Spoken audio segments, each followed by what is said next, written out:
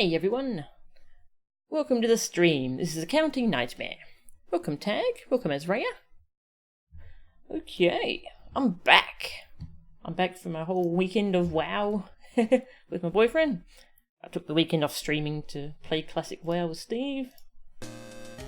And now we're going back to Ace Attorney Investigations, which hopefully we can finish off Case 5 this week. And then I'll focus more on Super Mario Kart. Yes.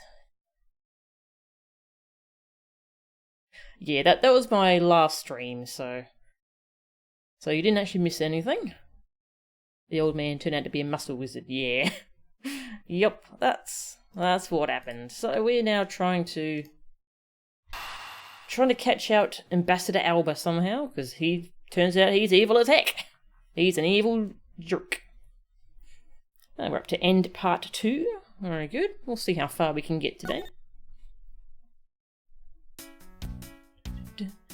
That's right, I was checking out all this footage here in the security camera.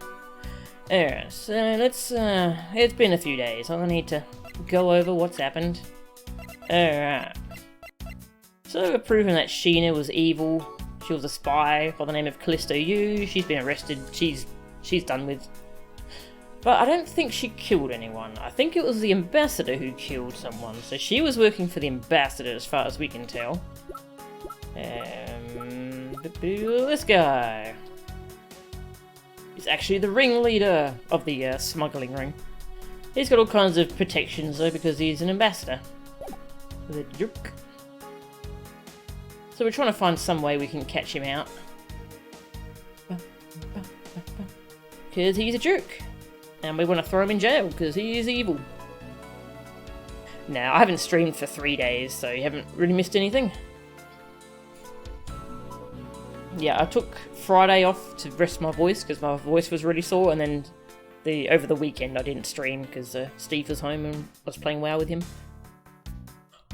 Alright, which minutes footage should I examine? So I'm pretty sure I examined 521 already, there was nothing there. Let's try 522. Ah, the ambassador's there. What's in 523? Still samurai. Okay. Let's go 522 first. See what we can find out. This man is the immigration officer who was on duty. He's making the exact same scary face that he was making a minute ago. Wait, is it just me, or is he blushing? It appears that he gets flustered around the ambassador. I guess the ambassador's well respected inside Alabas too. You could say that. The guard doesn't appear to be capable of looking at the ambassador. Okay. Interesting. I can't believe how completely fooled I was by the way he carried himself. He had me fooled too. According to the files I had sent for earlier, Ambassador Alba was a Cadopian hero. He saved the royal family from danger countless times. So what bothers me is why would a man like that create a smuggling ring? Even with all the authority I have, I still haven't been able to figure out why. It sounds like the ambassador was a hero who was corrupted by evil. But no matter what happened in the past, we can't let the man he is now escape justice. Look at his walking stick? No? Okay. Not sure if there's much to look at here.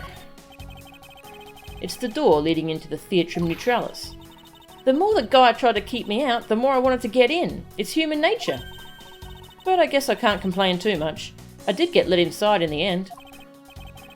At least nothing seems out of the ordinary with the door. Those are posters of this country's tourist spots, though most are of Gatewater land. I wonder if Alabastians in general like theme parks at all. The guard who stopped you has been to Gatewater land a number of times, apparently. I guess they don't have theme parks in Alabast, huh? Alright. 523.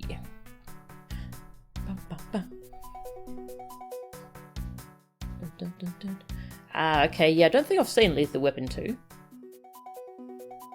You did some off-stream leveling in FF12 earlier. Nice. Now you're puttering around in Monster Hunter World. Nice. Have fun, Tag.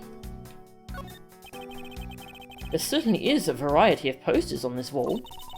It's kind of hard to see what's written on them, so they just look festive, you know? Those are all tourism posters for this country, although most are of Gatewater Land. I wonder if any Alabastians actually go to Gatewater Land for fun.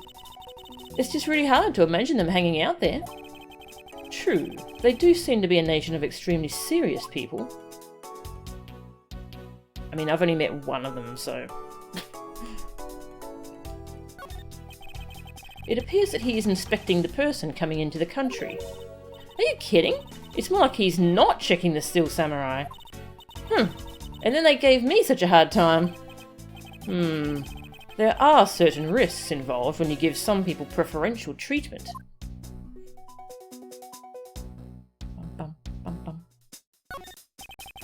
It's the door connecting that hallway and this theatre. Nothing appears to be out of the ordinary. Indeed. On the outside, he may look like the Steel Samurai, but on the inside, it's just Larry. Other than the fact that it's that good for nothing, nothing else seems out of order. Wait, you know as well as I that anything can happen if he's involved. You're not suggesting that someone else could be under that mask, are you? No, I don't think that. Just before he entered here, he gave me an autograph, so I'm certain it's Larry under there. We look at the spear? Don't think so.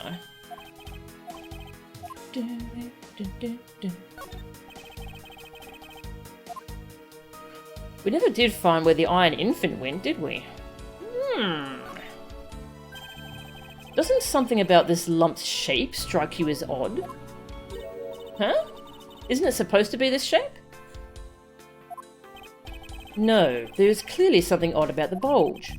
If only we had the pushcart itself, we could compare and confirm my hunch.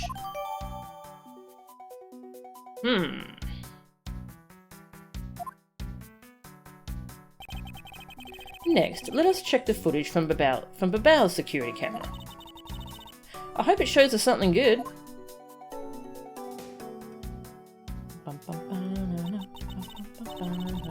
Actually, could we... I tried to inspect the Iron Infant, but I don't think it let me. Hang on. I'm just going to soft reset and see if it lets me inspect the Iron Infant. I wonder if that thing's involved. Right, it seems someone stole the whole cart, so someone was using that cart to smuggle something and Larry just didn't notice, because it's Larry. Okay, now.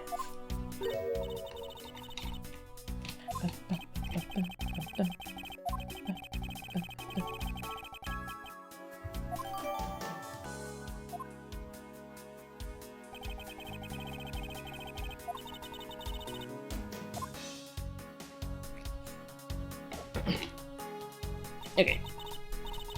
Fooey, there wasn't a single sign of a suspicious person or anything. That, right there, is the contradiction. Huh? Did I miss something? You didn't miss anything, because there was nothing to miss.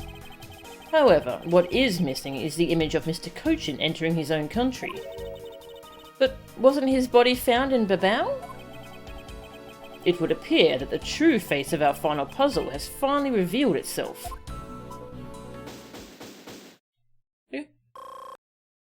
Complete!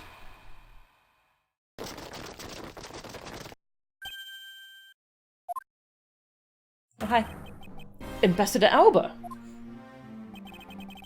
I thought I had asked for you and your group to vacate the premises, Mr. Edgeworth. Actually, I thought I should let you know that this theatre sits on my country's soil.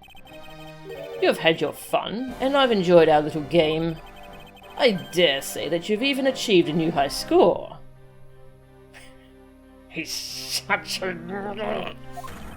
However, once you've recorded a score, that same game can never be replayed again. Do you understand what I'm saying to you? Your game is done, and it's game over.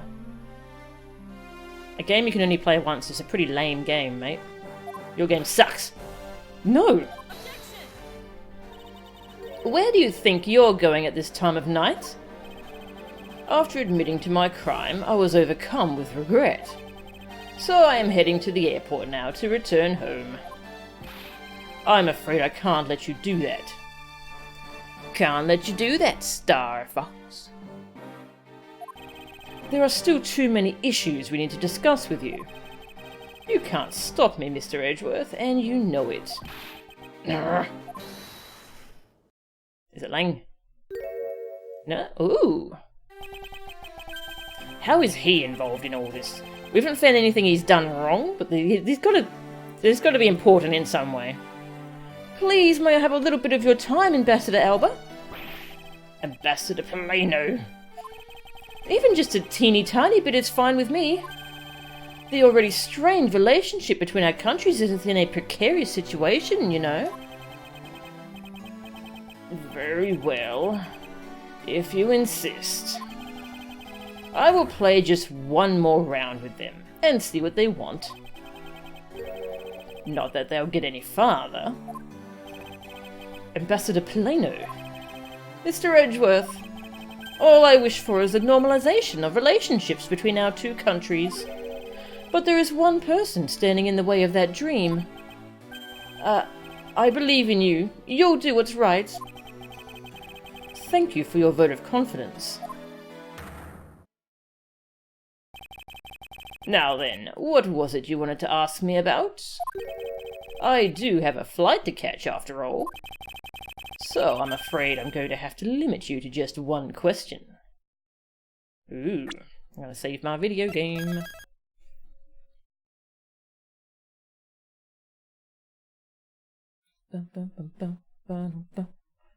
Yeah, Monster Hunter World's definitely a lot more fun when you're playing with friends. I agree.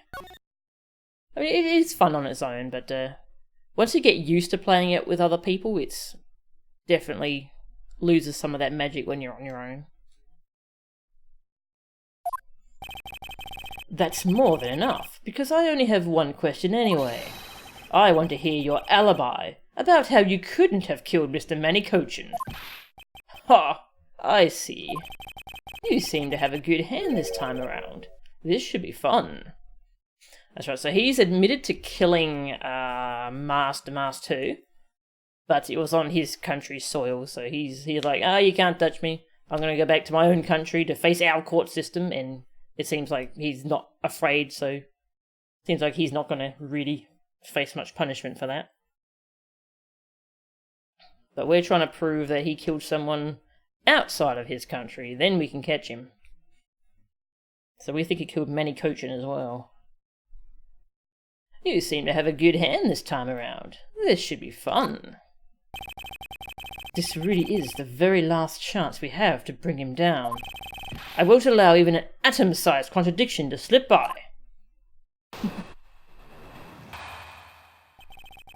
Ambassador Alba's alibi. Nice, damn it, what's that word? All the words start with the same letter. I've forgotten that word. Frankly, I still don't understand why I am being placed under suspicion here. Under your hypothetical scenario, Mr. Cochin and I were fellow smugglers. But to get to the point, I was in Alabas the whole time. So it's simply not possible for me to have killed him in Babao. That is my alibi. So, that is your alibi? That is correct. It's simply not possible for me to have committed a crime in Babao. Now that we cleared that up, I'd appreciate it if you would move out of my way. Hold it! I said, hold it! You did indeed, Edgeworth. Alliteration, I thought of the word. I like alliteration. Good. What is it this time? I thought I told you I'd only allow one question. You did. But you still have yet to really answer my one question.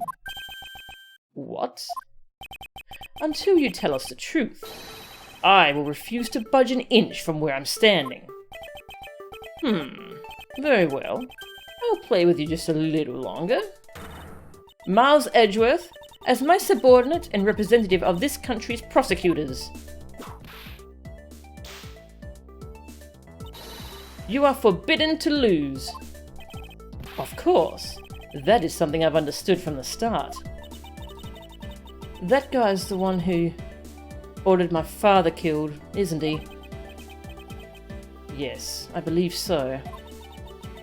The goal of the first Yatagarasu was the capture of the smuggling ring's leader. My father and Uncle Bad, their legacy will live on. Through me. So that's why we've just got to catch him, okay? We will, I promise. Now, Ambassador Alba, let's have at the truth now, shall we? Let's have at the truth now. That's a strange phrase. No matter how many times you ask, my answer remains the same.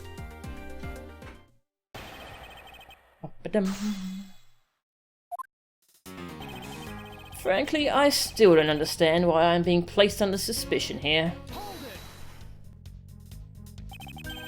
Being the leader of a smuggling ring while taking on the duties of ambassadorship. Don't you think that the combination is more than enough reason for the suspicion? Then there is the matter of the crossbow arrows and the Primaduck statues. He's got an objection! All of that is nothing more than your flights of fancy. What do you mean by that? Under your hypothetical scenario, Mr. Cochin and I were fellow smugglers. Hey Rambro, welcome. It's not a hypothesis. Earlier we proved it to be what happened. Well, let's leave that to one side for now. Yeah, let's just put a pin in that, just ignore that. Because it doesn't change the fact that I have no motive. Oh? So you really had no reason to kill Mr. Cochin? If you want to suppose I had one, then why not? I'll indulge you.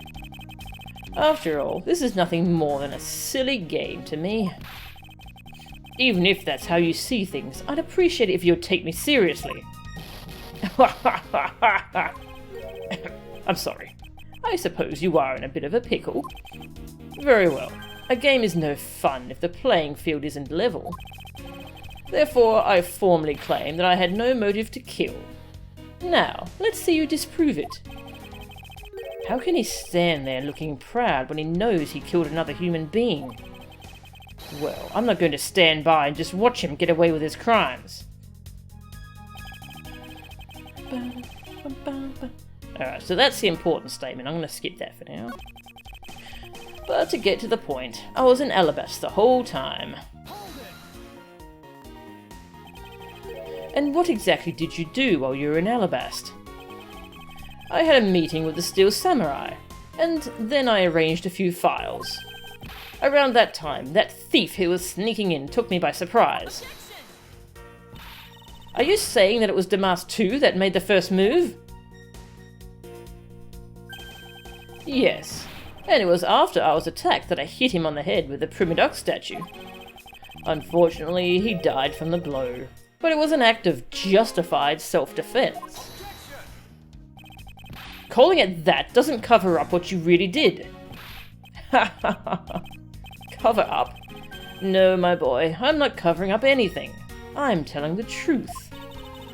You weren't planning to admit to it, which is why you tried to frame the Steel Samurai. If you weren't an ambassador, I'd be letting my whip fly loose on you right now. Just do it anyway. Court judges don't care, why would ambassadors care?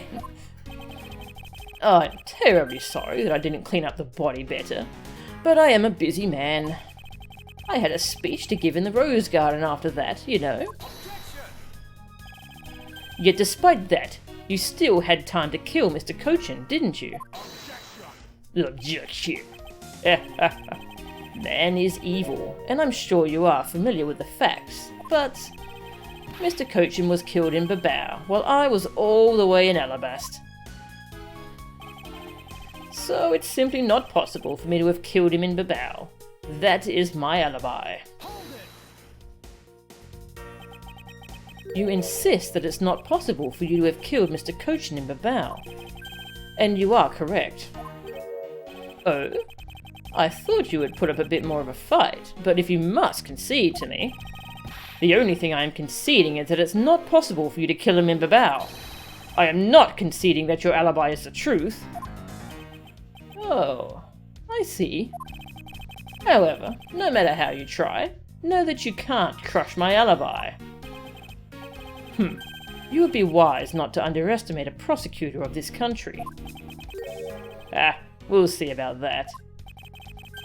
So, Mr. Cochin was a friend of Ambassador Alba. If that's true, then why did the ambassador kill him? It's not like in the case of my father, where he ordered someone to do it. The problem we have here is we don't know what their exact relationship was. Indeed, if they had complete trust in each other, then there is no motive for murder. However, both men were very selfish, and I believe that is from where his motive arose.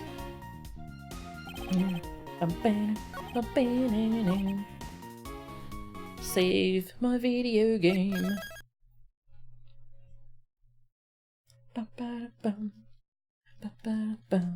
I think we got a game over here last time, so... Will we get a different one since he's going off on a flight and disappearing? I think that's what happened in the other game over, wasn't it? He left and said we wouldn't see him again. Yeah, it's probably the same game over. In that case, what motive would I have had to kill my co-conspirator? Are you serious that just because you were partners, that you had no motive to kill?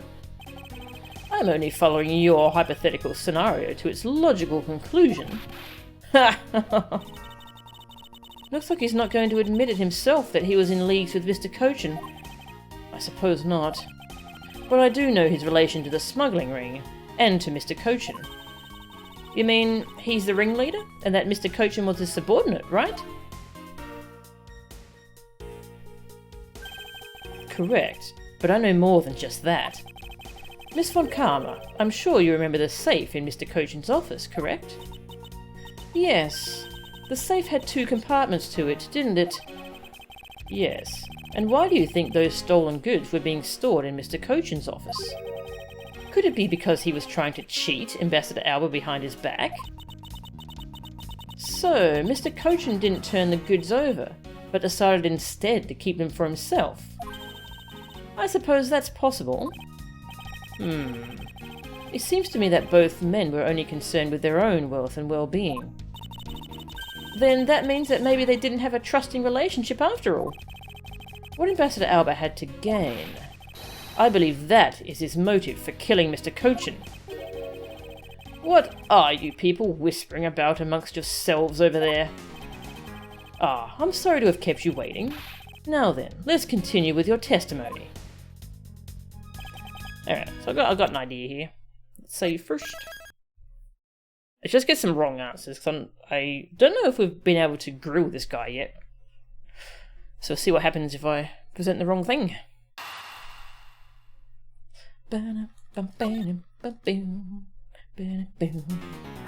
Check out my badge. That statement directly contradicts this piece of evidence. Does it now? Not that it really matters to me either way. But are you really sure my statement contradicts that piece of evidence? Judging by his overconfident attitude, I guess this piece of evidence wasn't related to his statement after all. Mars Edgeworth? You can't chase him down with that kind of evidence. Yes, I know. I must think calmly and rationally about this. Thank you, Alyosha. Nice. 200 bits, thank you very much. You're really happy to see me back. How am I feeling? Any soreness? No, I'm feeling really good today, actually. Yeah, I had a really fun weekend playing WoW, and yeah, I feel really good, thank you. Yeah, how are you feeling today, Alyosha? Because it's not impossible to take this man down. See if there's any other dialogue. Objection! This piece of evidence will reveal the whole sad tale to us. I have no interest in listening to such a story. The only story I'm interested in is the glorious one of my shining life. Shall I write you into one of its pages? Consider it an honor.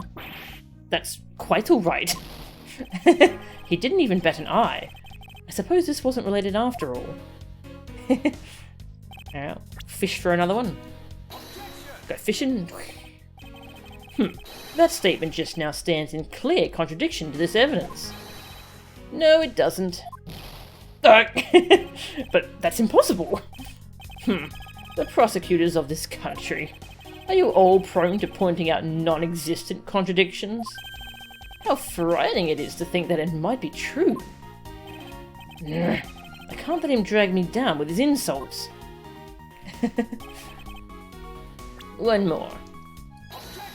Objection. Alright, seen that one? Alright, get our health back.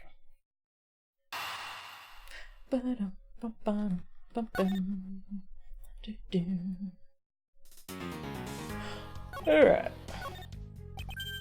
So, a motive. So I know I can think of a pretty good motive.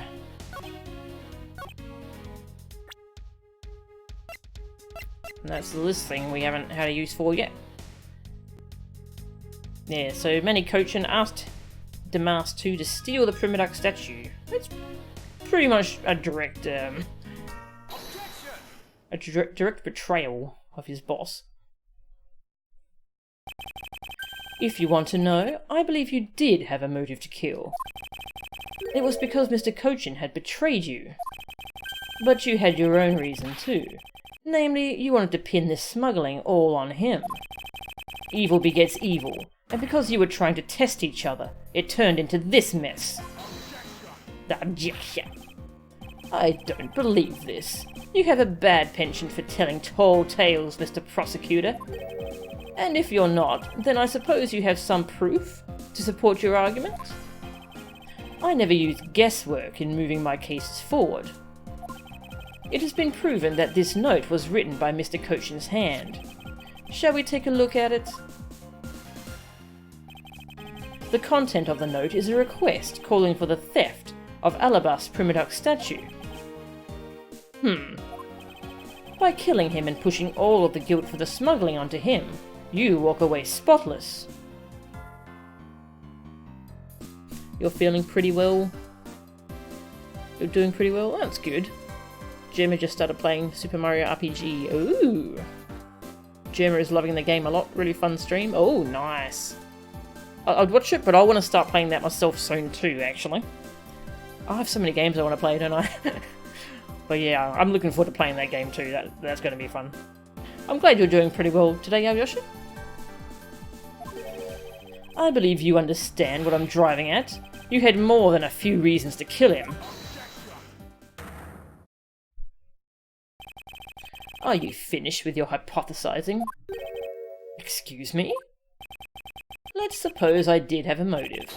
Even so, a motive or thought alone can't kill. Isn't that right? I didn't expect him to resort to playing the semantics game with me. I don't know if it's really semantics. I mean, we have to prove how he was able to kill this guy.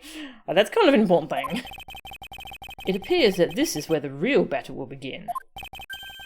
Now then, if you will excuse me... Wait!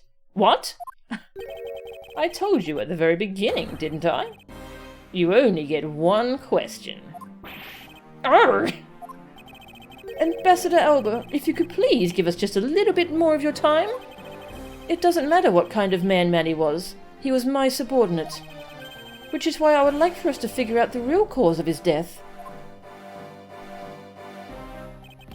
That is something for Babao to figure out, and something to which I have no relation to. Aw, he's trying. Bless his little heart. Now he's even turning down a request from Ambassador Polano. I'm very sorry, but it seems that now even my voice falls on deaf ears. There is no need for you to apologize, Ambassador Polano. We must find some way to stop him from leaving. It seems there are no further objections. In that case, please allow me to return home.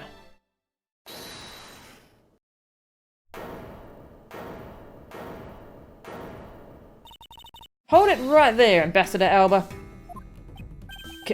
Kay? Like I said, Mr. Edgeworth, the Adatagasu's legacy will live on through me. Yes, but how do you suggest we stop him from leaving? You just leave that to me. Ambassador Alba, do you recognize this? No, and why should I recognize that tattered old organizer? Wait, where have I seen that before? That is a clue my father, Byrne Faraday, left for us. Did you say Byrne Faraday? Mr. Faraday's organizer? Don't tell me this is the one from the second KG-8 incident. The one in which he wrote about the Yatagarasu's key. Yes, this organizer belonged to the prosecutor you had Miss Yu killed 7 years ago. I have no idea what you are talking about. You say that like it was related to me. Inside this organizer, he wrote up every detail of every evil thing you did. What an amusing little girl you are. But that sort of trickery won't work on me. If you won't believe me, then take a look at this.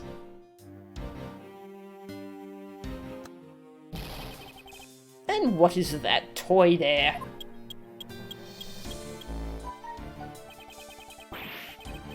That's... Oh, does he know what Little Thief is? Too many games forever, yup. Hang on, I've got a message.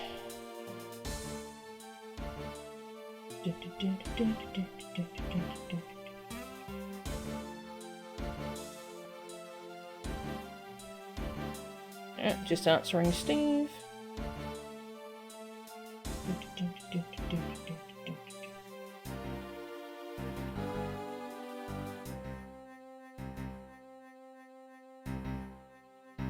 Just be a second.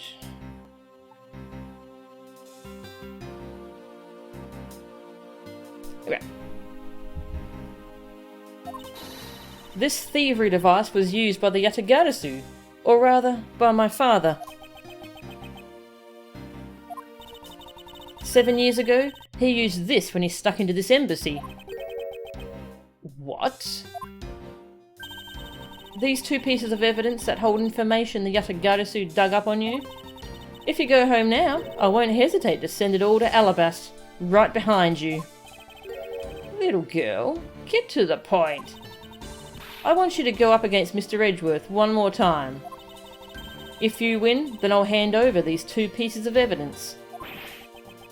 Yatagarasu! Ever the thorn in my side. Okay, does that organizer really contain any information on his dirty dealings? It's nothing case-breaking, really. Ah, then it was just a bluff. He's like, oh, it's just a bluff. Bye! Even if it was, we still can't let all the info my father and Uncle Bad found go to waste. Plus, just the existence of Little Thief is troublesome enough for him. Those two pieces, aren't they keepsakes of your father? It's okay. I believe in Mr. Edgeworth. He'll come out on top in the end. Okay. When the going gets tough, someone's got to be there to put the wind back in your sails. After all this time, you're still quite the feisty one. I applaud your powerful nature.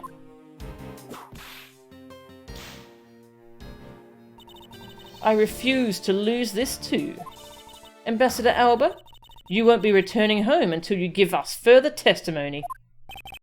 How dare you all, barring a person like me.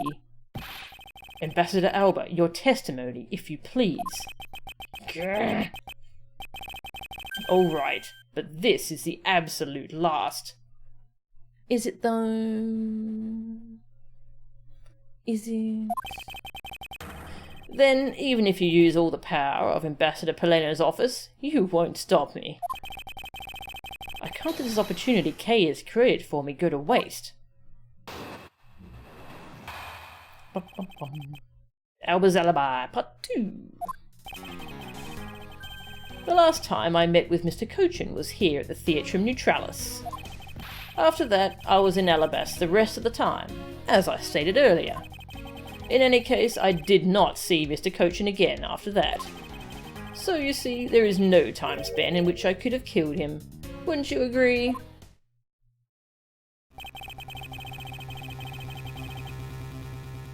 As long as he doesn't flash his badge 5 times in a row. He's got a pretty good badge. He could badge us, actually, couldn't he? Now, since you people were practically begging, I'll allow you to question me.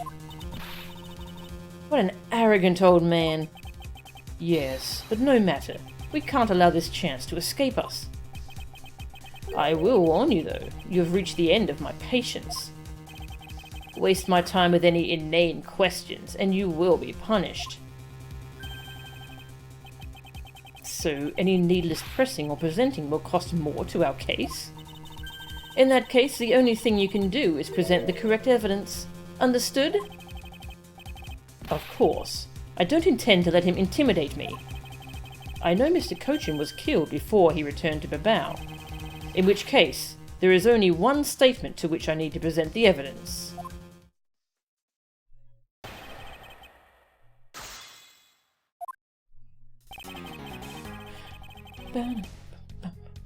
Alright, let's save and start pressing everything to see what happens. See if we get specific dialogue for each thing. I'll bring about this mechanic. This is a better time to use this kind of mechanic, like for the end boss, instead of where the main trilogy games. Where did they use it? Like, they used it on the clown mode, which is kind of a weird time to use it. There was another time they used it too. I forget what it was though. Yeah, this is a better time to use this mechanic. It's the big showdown. The last time I met with Mr. Cochin was here at the Theatrum Neutralis. You met with the victim here.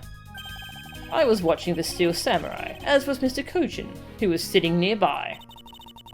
I've been meaning to ask, why invite the Steel Samurai as a guest for an embassy event? I like Steel Samurai, Daddy. So I asked for him to be at the event. I see. So it was by Ambassador Alba's request. Now then, will that be all? No, wait! I'm not finished yet!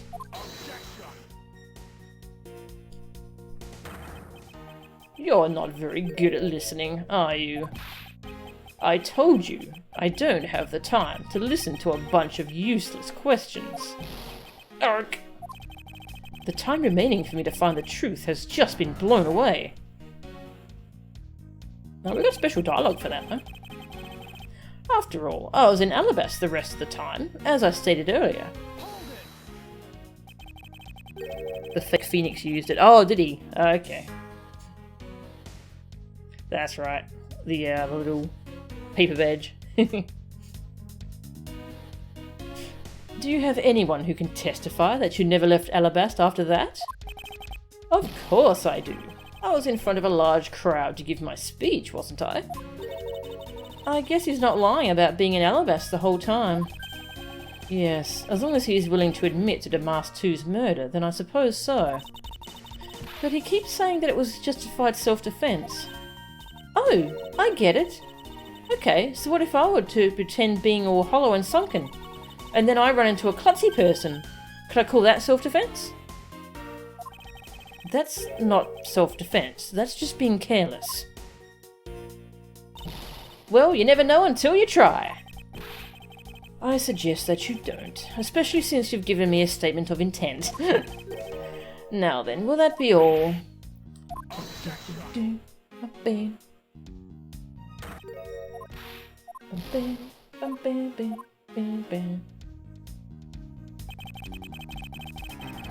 In any case, I did not see Mr. Cochin again after that. So, you never saw Mr. Cochin again after you left this theatre? That's correct. I'm an incredibly busy man, you know. So it's more likely that Mr. Cochin ran into Ambassador Paleno. Even now, you would push his murder onto someone else? How dare you! Saying that I would kill Manny! Ambassador Alba, I demand that you refrain from making baseless conjectures. I was merely offering a possibility. No, this won't do. I can already see this is turning into an international incident. Who exactly is pressing who here? In any case, what I need to do is stay positive and forge on. Poor Polano. I suspected Polano pretty early on. I guess he's fine though. I guess he's fine. Poor guy. Amazing. Diplomats really do know how to craft answers that don't answer anything. So, if the only place he met the victim was at this theatre, then when was he killed? We know that Mr. Cochin didn't return to Babel alive. Which means that the only time he could have been killed is when they were both here. And that means that he was planning to kill Mr. Cochin from the start. So that was why he asked for the Steel Samurai. How did his body get back into Babao? I haven't figured that out yet.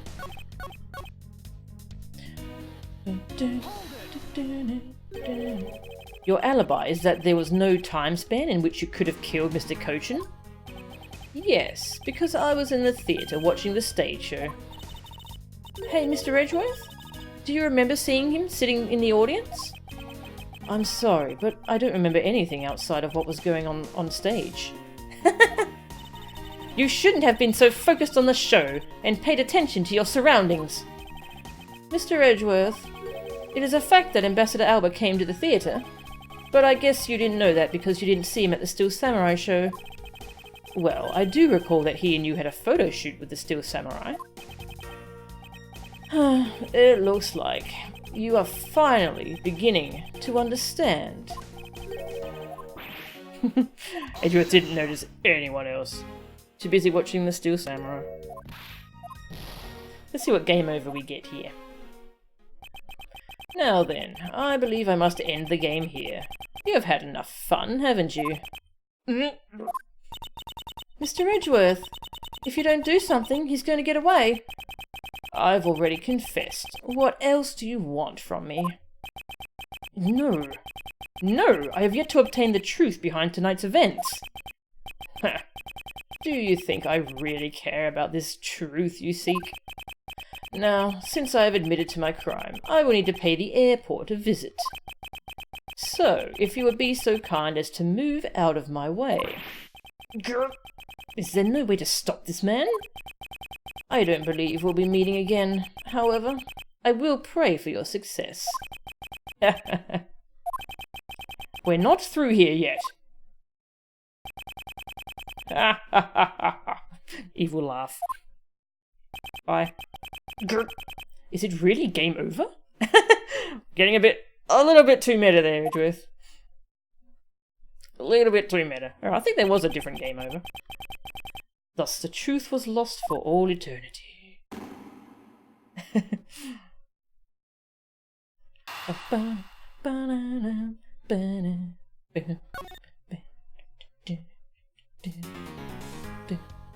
Oh yeah, he forgot to take Little Thief and Black Book. Yeah, that's true.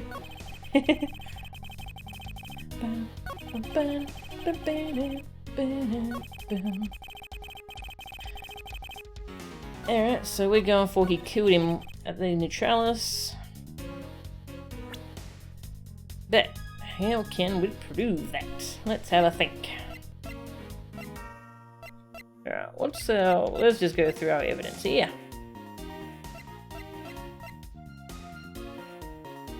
Commemorative photo. Footage of the entranceways into Babao and Alabast from the Theatrum Neutralis. Okay, I can look at this anytime I want, hey? Nice. Okay, so which one's which? So this one's Babao, right? And this one's Alabast. So that's... Alright, so this is him returning after the photo shoot.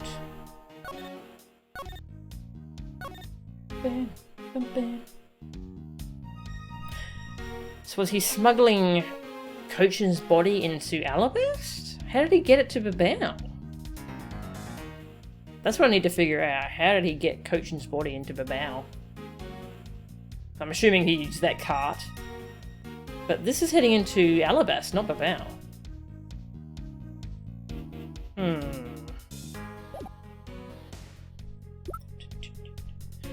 Pushcart. Steel Samurai pushed this to Alabast from the dressing room. The bulge is unnatural.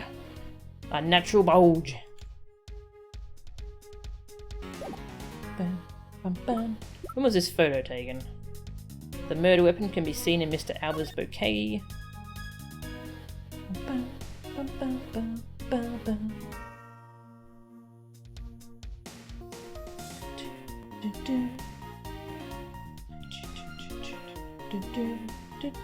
And somehow the knife ended up over in Babel as well. Somehow he smuggled both of those over there. We figured out how the statues were switched. But I haven't figured out much beyond that.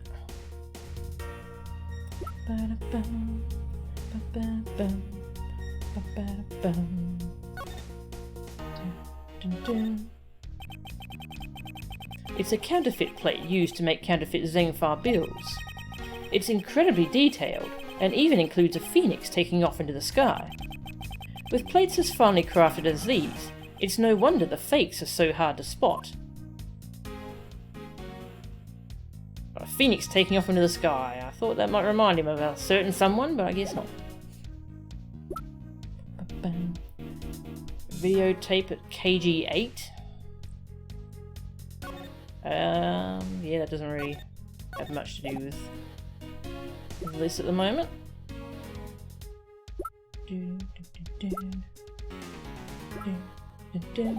Alright, so I guess... Am I trying to... So I guess I'm trying to suggest he killed him at Theatrum Neutralis. So I guess I can present the photo to show that he had the murder weapon there. I'll try that. See what happens.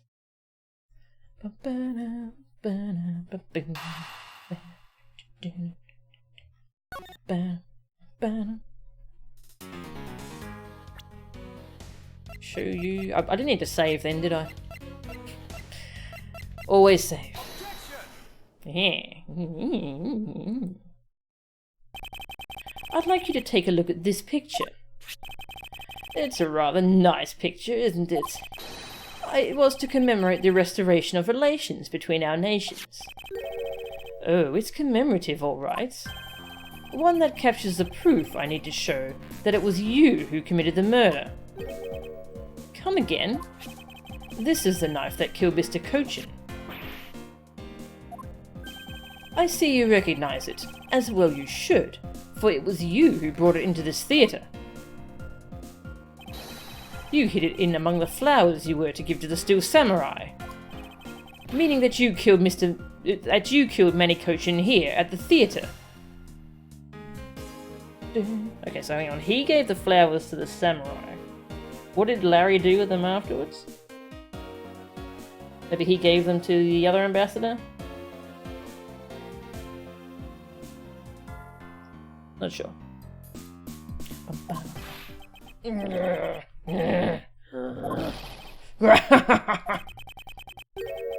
It's time for me to catch my flight.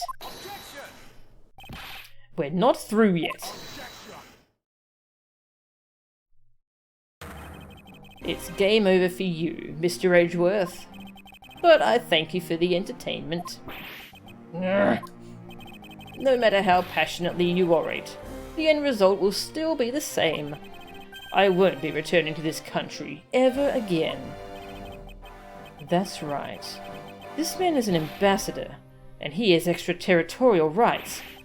No matter how hard we chase after him, we won't be able to have him tried in court. Yes, that's exactly the face you should be making. The face of a worthless cur.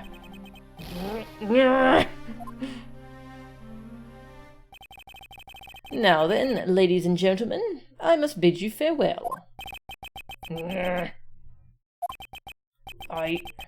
courts? Is there no one who can lay a finger on this man? Is this really the end? Hey, Lang. Ooh.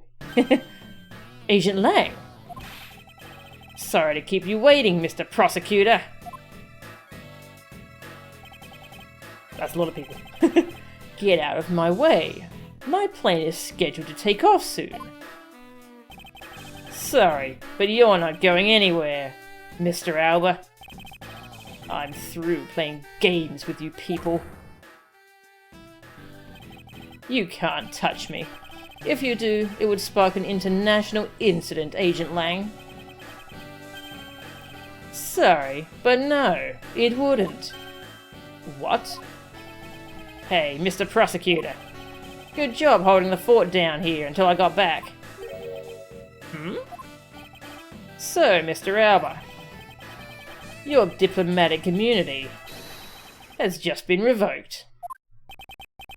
What do you mean, revoked? Spare me this nonsense, and let me through. Lang Zi says, before aiming for the throat, chew the neck shield off first. Interpol headquarters and the Imperial household of the Kingdom of Alabast. Took a while to get things rolling, but they finally moved on it. The Imperial household? You! What have you done? You have been relieved of your duties as ambassador, Mr. Alba. What? What? What? Effective today, effective right now. And you have Mr. Prosecutor's videotape to thank for this. The Yatagarasu protected? You can't be arrested simply because you're an ambassador. In that case, I thought I'd strip you of that title. You underestimated me, a descendant of the founder of detainment philosophy, Lang Zi. 4,000 years of deeply entrenched connections and networks around the world have really paid off. It can't be. I don't believe this. My ambassadorship has been revoked? Ha ha ha. Looks like you're finally coming to grips with your new standing. Woohoo! Looks like he's turned docile again. He's probably in shock from the loss of his shield. What a shame. I had so wanted to use my whip on him. Do it anyway. Why is this happening to me? I'm just a hard-working, honest ambassador. Yeah, you're a real nice guy, right?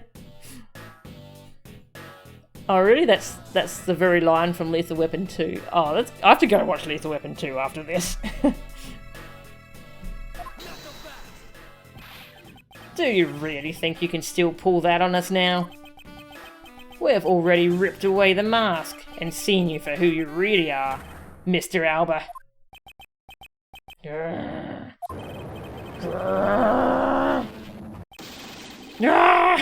He powered up again.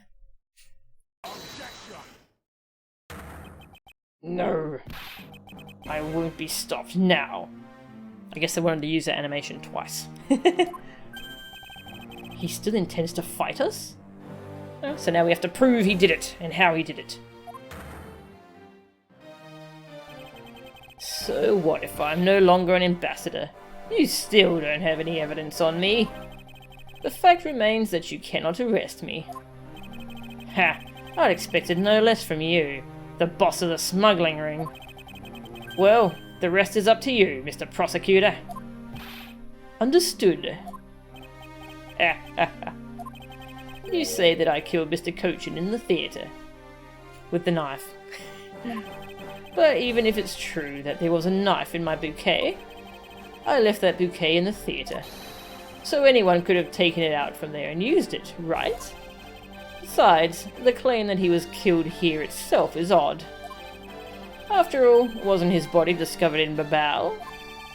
Are you claiming that I carried his body all the way over there? Ha! Preposterous. I'll be the one to prove whether it's preposterous or not. Grr. Ex-Ambassador Alba, are you ready? Because this is no game. This is a war. Sorry, this is war. Hey, counting, how are you? Alba's Alibi, Part 3. I killed Mr. Cochin in this theatre using a knife that was stuck in my bouquet. I left that bouquet in the theatre. Anyone could have taken the knife from there. Besides, Mr. Cochin's body was discovered in Babel, right? There is no way for me to have transported his body from the theatre to Babel. Look, don't you think you've had enough fun with me? You've already stolen my ambassadorship from me. Would you have me surrender too? You have no plans to ever return to this country, isn't that right? Did you know that a bunch of your subordinates are seeking asylum because of you? Ha ha, as if I care. Hey, Mr. Prosecutor, boot this guy out of the embassy, and we can finally end everything. I know, and I will give it my all to see that he leaves in handcuffs. Without the title of ambassador, he is just another witness. Yes, just another witness. Alright, what are we waiting for? Let's get this guy. And get him good. I wonder if they understand that all I can do is present evidence to the testimony. Yes, that's how the game works, Edgeworth.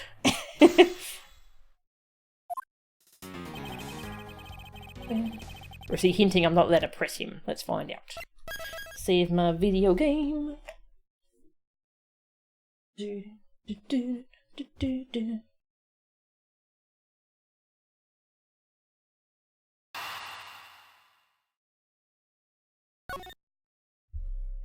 Alright. I killed Mr. Kochin in this theatre using a knife that was stuck in my bouquet.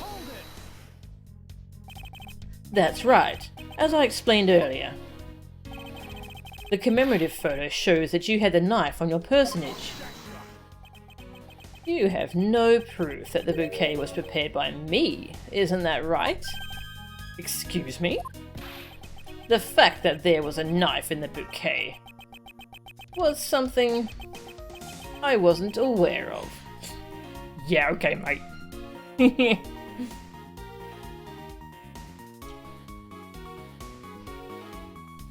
Alba's head looks like an oak tree. And Quercus alba is the genus of the oak. Ah, that's cool. Yeah, he has a tree in his office that looks like him. So that explains why. That's pretty funny.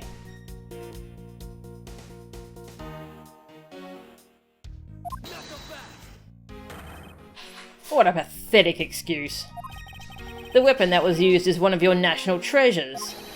It isn't exactly something anyone other than you could touch, let alone take. I allowed some of my trusted subordinates to handle them. It could have been my secretary. It's interesting that we haven't met his secretary at all. The other ambassador's secretary has been very involved in all this because that was Manny. But this guy's secretary just kind of doesn't exist. You're an even bigger slime ball than I'd thought. You would push the guilt of Mr. Kochin's murder onto one of your subordinates? Huh. In any case, the fact that the knife was in the bouquet means nothing. I left that bouquet in the theatre. Anyone could have taken the knife from there. You still wish to deny your actions. And you still wish to deny reality and accuse me of murder? What? I am not in denial! Even though he's not an ambassador anymore, he's still got a real bad attitude. I believe it's because he's no longer an ambassador that he can let himself speak freely. Well, if he's not holding anything back, then neither should I. Wait! For the sake of the case, please refrain from what I think you're about to do. Ah, quite the pair of frightening women you are, but I digress. Besides, Mr. Kochin's body was discovered in Babao, right? Even if he was found in Babao, he was killed somewhere else. Stop bluffing, because you can't prove what you're claiming. If this were a court-martial in my country, you'd have already been removed from the room. Are you taunting us on purpose? Because I'd be happy to show you my claws. He's got the sunnies back on. Hold on, Agent Lang. Allow me to fight him my way, with evidence. Ha ha ha! I was just joking. I'm not so easily ruffled by the likes of him. Too bad. Though I'm no longer an ambassador, it still could have been an international incident. if you have the will to threaten us with that mouth of yours, then perhaps you can use it to return to the testimony. Very well. But to be fair, you should watch what you say as well. There is no way for me to have transported his body from the theatre to Babao. Alba's secretary is really just another disguise of Callisto Yu. That would be funny. If we retrace Mr. Alba's movements, we should find some hint to solving this case. Well, right after the Steel Samurai stage show, he went back to Alabast, right? From there, he started preparing for his speech in the Alabastian embassy. It does sound like it wasn't possible for him to have gone to the Babalese embassy. He couldn't have gone to Babao, but the body didn't remain at the theatre either. Is it possible that the body was temporarily taken to a different location first? Yeah, the game's pretty heavily pointed out. Save before I do this, but yeah. Also, I should show you all this cat, because she's sleeping on the on a blanket on the floor behind me. And can you see her? There she is. She's pretty cute. She's hanging out with us as we play WoW. She's very cute. Alright, back to video game.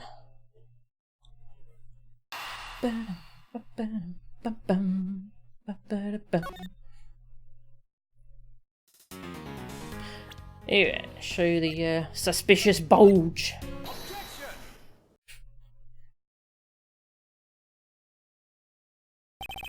Actually, I do believe there was a way to transport the body out of the theatre. Perhaps you should give this a look. What is that supposed to be?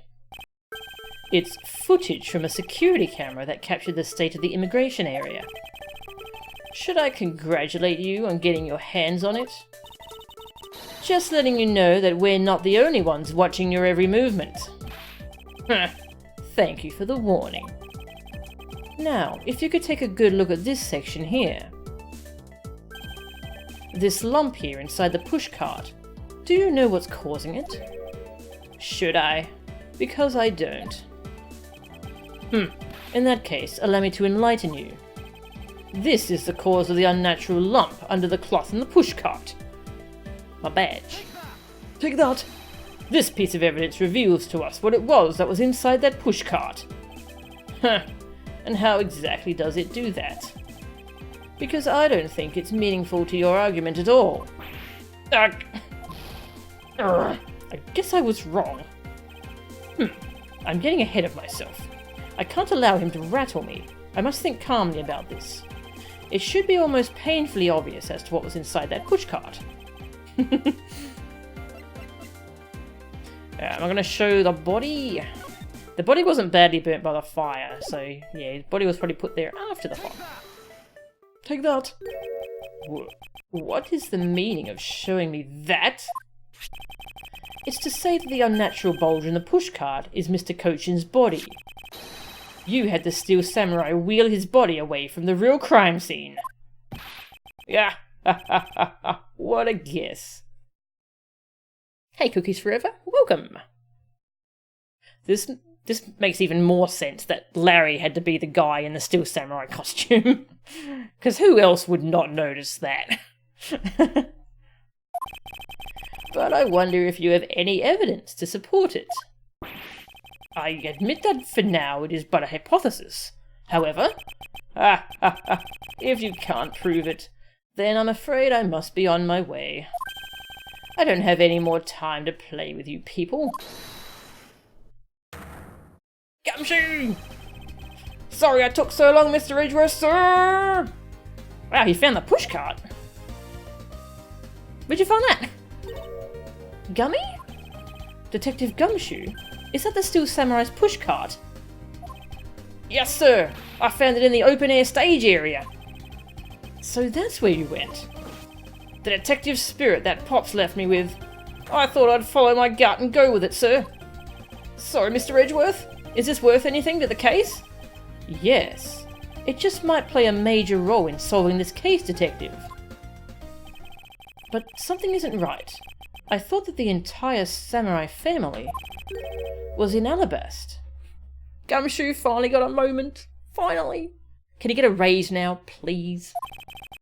Where exactly in the open-air stage area did you find this pushcart? I found it just lying there at the edge of the stage, sir. Oh. Well, let's leave that for now and examine the inside, Detective. Yes, sir. He's got nothing to say.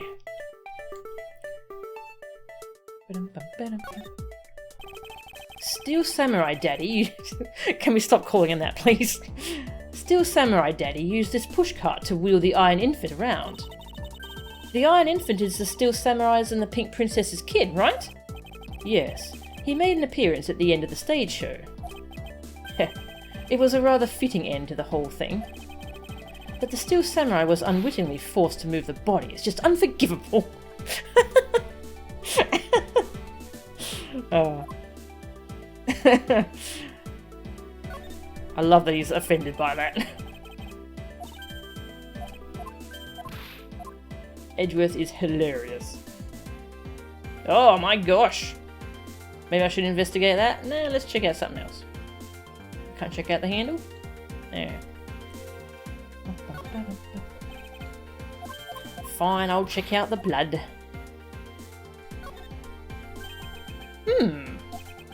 It's blood!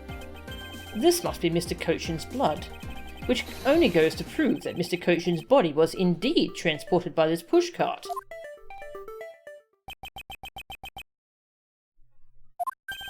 I believe you understand what this means, correct? You killed Mr. Cochin at this theatre, and then placed his body inside the pushcart. And then... you forced the Steel Samurai to unwittingly move the body for you. I forced him to move the body into Alabast? What nonsense! Why would I bother to do such a thing? You were scheduled to make a speech in Alabast, meaning it was difficult for you to make a stop in Babao. However, what if you moved the body to Alabast? Because it was your embassy, you could keep an eye on it and tamper with the evidence. And then you smuggled it out of Alabast. No! He still looks really creepy like that. Like his face is all cracking or something. Oh. If I can show how you move the body from Alabast to Babao, then I win. But you can't.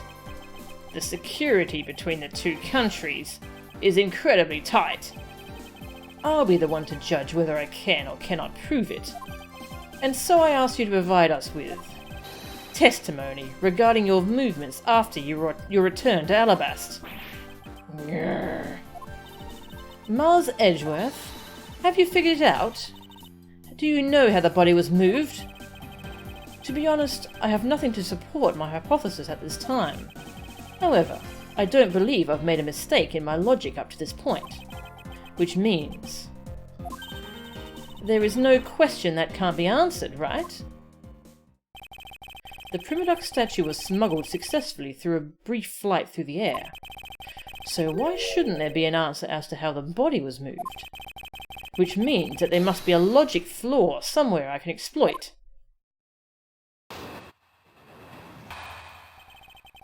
Movements in Alabast.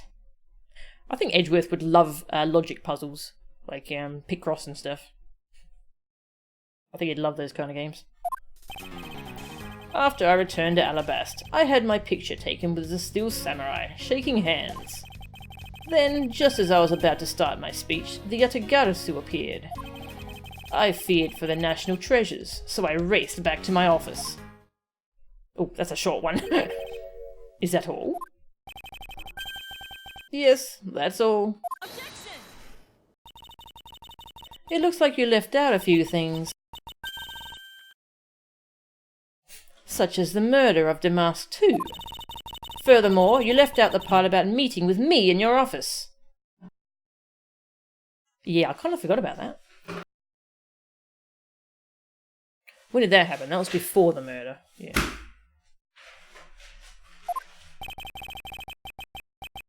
Ah, those trifling matters. I don't believe I need to speak of those things again. I do so hate to waste time. What? You. Is not every life precious?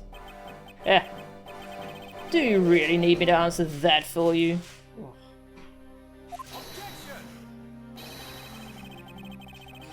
People like you cannot be allowed to wander freely through society. Then you'd better try hard, because I doubt you'll find a single contradiction.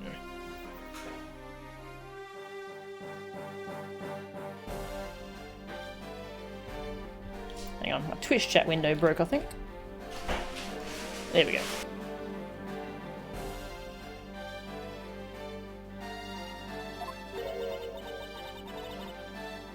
He's really full of himself, isn't he? Yes, he is. How can he be so confident at a time like this? Come, don't be shy. Go ahead and ask whatever you'd like.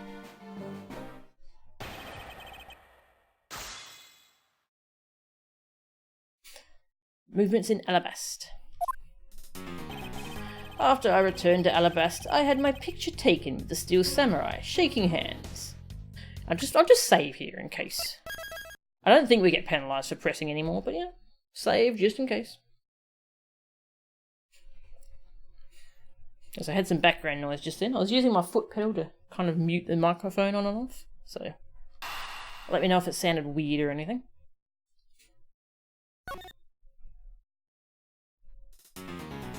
Yeah, I'm doing well, Ezra. How are you? Are you feeling any better now? Yeah, well, AC is the first two letters of my screen name, so AC works as well. After I returned to Alabast, I had my picture taken with the Steel Samurai, shaking hands. So why was it only with the Steel Samurai? I thought the Pink Princess was also around.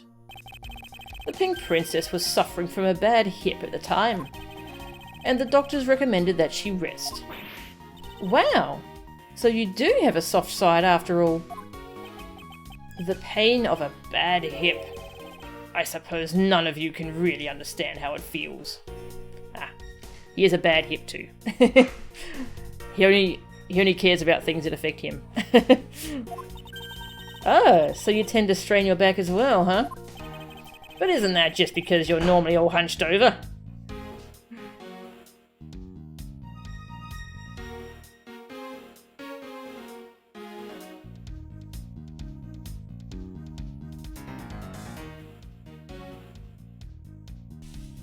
Yeah, just sorting out dinner plans.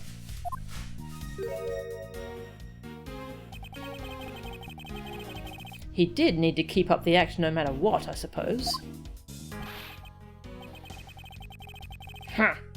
The point of this is not to discuss my back problems. For about 15 minutes after our handshake, I was in the office, preparing for the speech.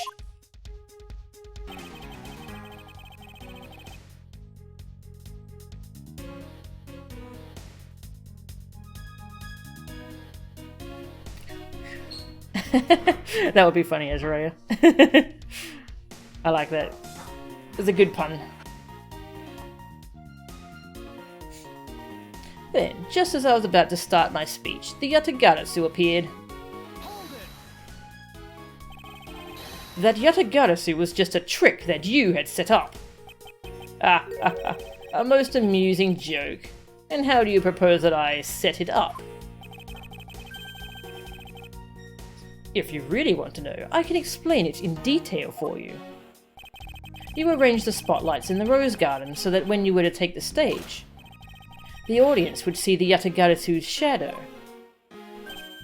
Oh, that is an interesting tale. Sadly, it has nothing to do with me. You! What's it going to take for you to fess up to anything?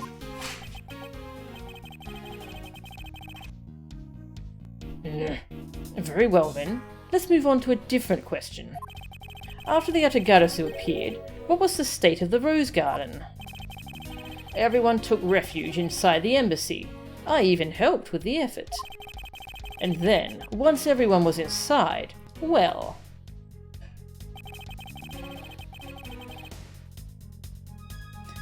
I feared for the national treasures, so I raced back to my office. I can't find a single contradiction. Mr. Edgeworth? He's totally dead on the inside, just like a hollow tree. You're the only one that can cut him down to size, Mr. Edgeworth, sir.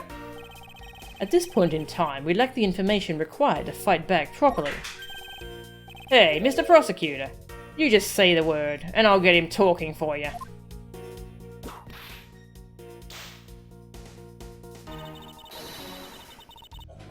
Don't forget that we have plenty of ways to get him to talk. What's she suggesting here?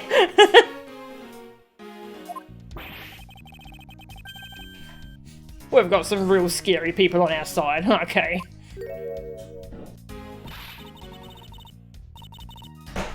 Well, I'm all ready to help out, Gummy. How about you? I can't believe even you're getting into this. In that case, I'm ready too, sir. What are we ready to do here? Everyone please calm down. I'll think of something.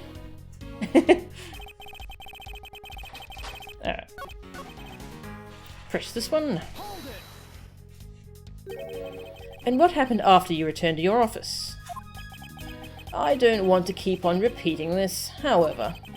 Upon my return, I had that stroke of bad luck and bumped into Masked Man. Yeah, no, he talked to Franziska first. And I don't want to keep on repeating this, either. But his name was Damask too. Huh, who cares what he was called? By the time he got to the Primaduck statue that he was supposed to steal, it had already been swapped for the fake. Talk about an unlucky man. Being bludgeoned to death with a fake statue.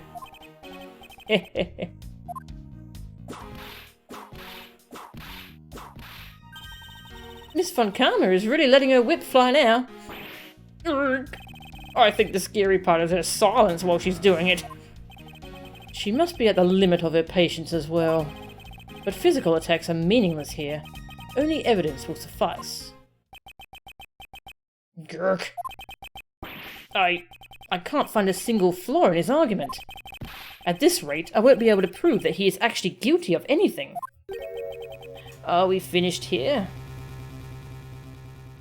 Okay, I'm wondering something. Why did he kill Damask too? If he knew that the statues were switched? Oh, he didn't know Damask 2 was coming, did he? Did he know it was gonna get stolen? I wonder. Miles Edgeworth, can you not come up with how the body was moved to Babel? Sir? Mr. Edgeworth? Urgh. Even after proving so much. Is he going to get away with it? Is this the end?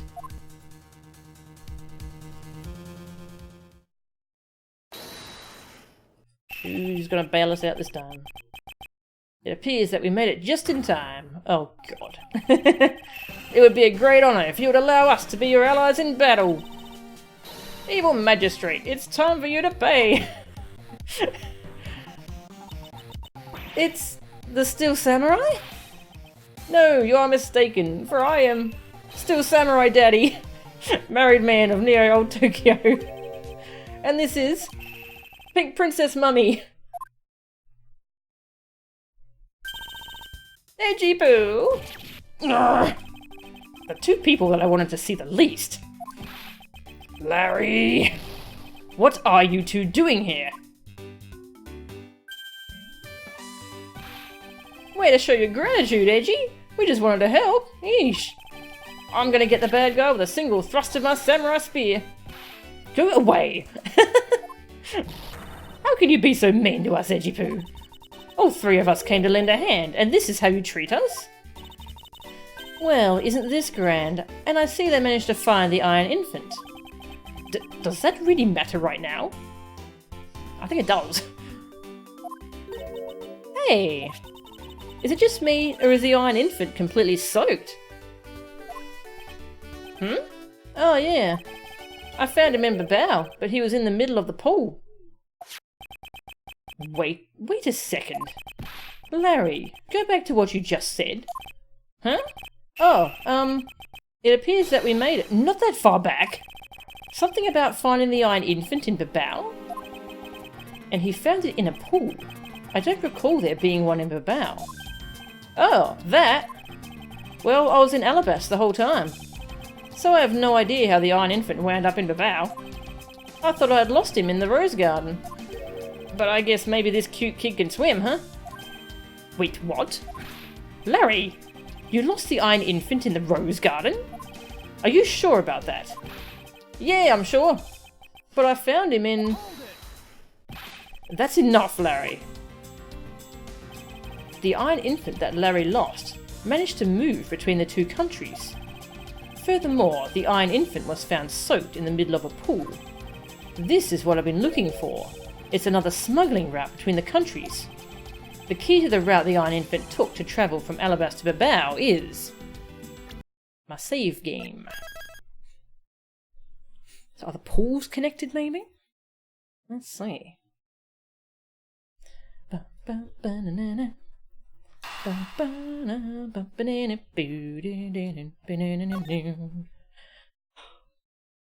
There. The Yatagarasu, bilateral symmetry, and counterfeiting. I think it's bilateral symmetry. Let's go with the Yatagarasu. Is it not the Yatagarasu? No, wait. As Miss Yu was the Yatagarasu, it's very unlikely that Yatagarasu is the key. In that case, how exactly was the Iron Infant smuggled across country lines? This one thing is the only thing I can think of that can resolve the puzzle. I don't lose any health for it. Counterfeiting! In order to move the counterfeit bills that were printed in Babao, someone must have made a secret route along which to transport it all.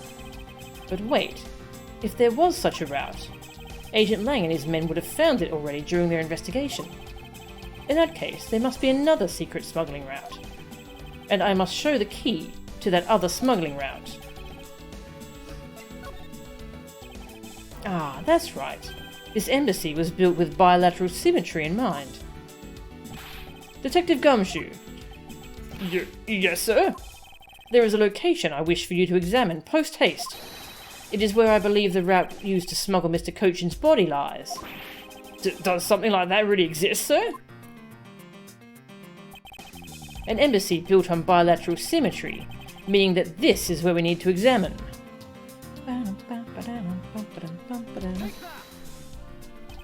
Detective Gumshoe, I would like for you to examine this location. Just way up in the sky somewhere. You got it, sir. I'm back, sir. Actually went there somehow. Good, now report. Sorry, but there wasn't anything there, sir. What? I was wrong? Was wrong. You couldn't find anything there, could you? Not one of your precious holes, huh? Ah, nice hint there. I need to think about this calmly and rationally. The Iron Infant that Larry lost managed to move between the two countries. Furthermore, the Iron Infant was found soaked in the middle of a pool. Yes, thanks, game. So the location that Detective Gumshoe should be investigating is here. Not sure how precise it wants me to be. Take that! Take that! Yes, sir. I'll be back before you know it.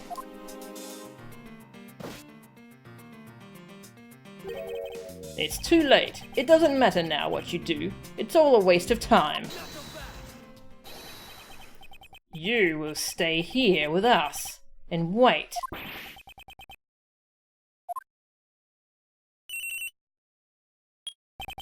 This is Edgeworth.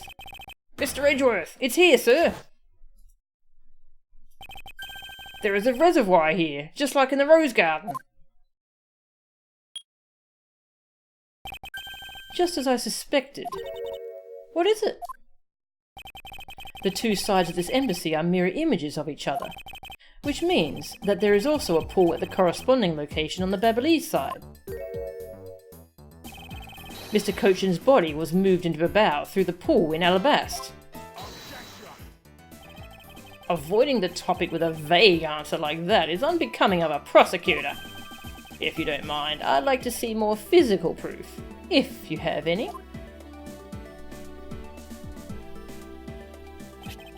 The Iron Infant is positively soaked in water. Why do you think that is? It's because he was fished out of a pool, and not just any pool. It was the Babyliss one. I think it's pretty obvious at this point what must be true. Just gonna save. You never know when it's gonna make me answer something.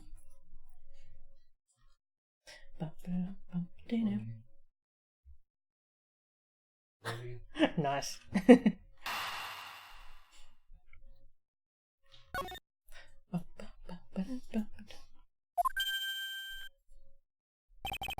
The water reservoirs in the two courtyards are connected. And where is your proof that the two sides are connected? Ah, now let's send someone down there.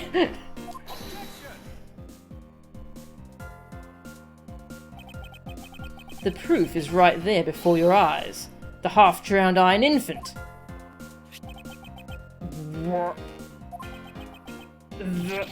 This blasted door!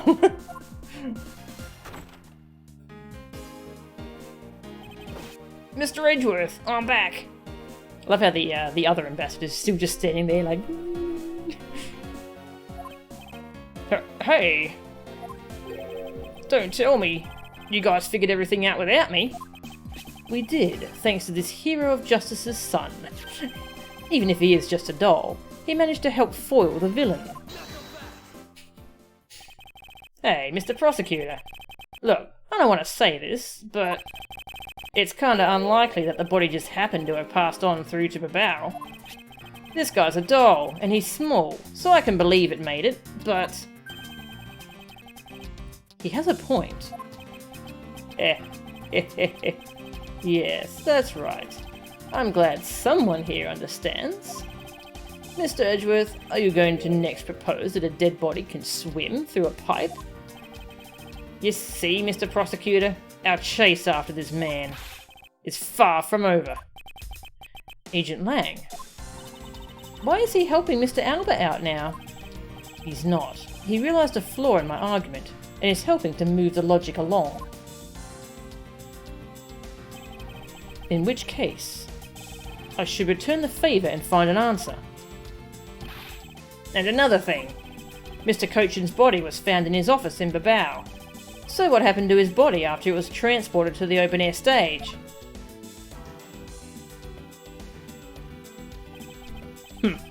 Mr. Alba had an accomplice in Babao, remember? You mean... Sheena, right? With her there, you can see how it was possible to move the body up to the office. Are you seriously claiming that she swam through the connecting pipe with the body? He's right. Miss Sheena would drown if she did that. It's hard to imagine that she swam through the connecting pipe. It looks like your hypothesis about how the body was moved is still only half-baked. In the end, it's all just the befuddled musings of an accusatory man. Now then, I believe you should give up and allow me passage. Because, from the start, there was no feasible method of transporting the body. What? Mr. Prosecutor, recall Sheena's movements. What was happening in the embassy around the time Miss Sheena was in Babao? Oh, if only there was a way to get rid of the water in the pool. Okay, I figured it out, game. Can I... get rid of the water? Aha! That's it! Now, I believe this time we really are done, right?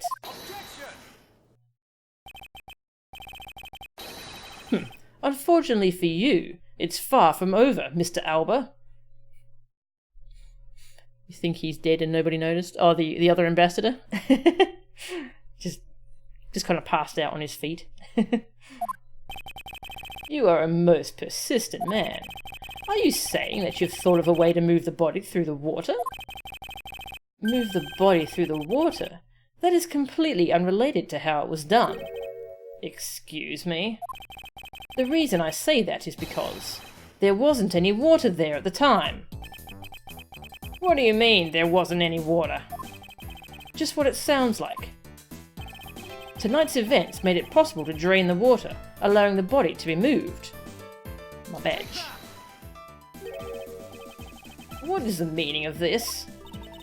What is that supposed to prove? Yes, what is this supposed to be, Detective Gumshoe? Huh? Me? I have no idea, sir. Mr. Edgeworth, that question was directed at you. It would appear that I presented the wrong piece of evidence. It would seem that you didn't hear me just now, so let's try it again, shall we? Alright, and I'll prove it to you with the evidence.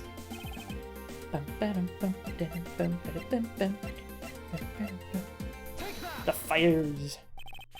Tonight, the Yatagarasu set fire to a variety of locations in the Babylonis embassy. In order to put the fires out, much of the reservoir's water was used. Of course, when the water was used, the reservoir's water level went down. If enough water was drained, the connecting pipe could be used to traverse the border. So what? The water level went down, the reservoirs were connected. Does any of this matter? You can't prove any of this. Pretending to be ignorant won't work with me. We both know what kind of situation we're in right now. Even in a game, there comes a critical, game-changing moment. A moment in which you hit a wall that you must overcome in order to beat the game. I haven't lost yet. I've found the route you used to smuggle the body, and that route will lead to your defeat. Even if all the water was used by the firefighting effort, you still can't really call that a smuggling route. I know that. I should have figured that you would notice. Hey, Mr. Alba, how deep are those pools anyway? I'll have you know those pools are extremely deep. And there are no ladders or footholds along the walls either. It would be difficult for Sheena to hold the body and climb up out of the pool. Ladders or footholds along the walls? There was no need for such things. Yep, definitely saving my game.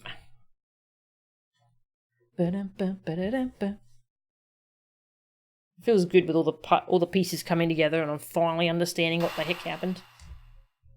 Quite a complicated case this one was.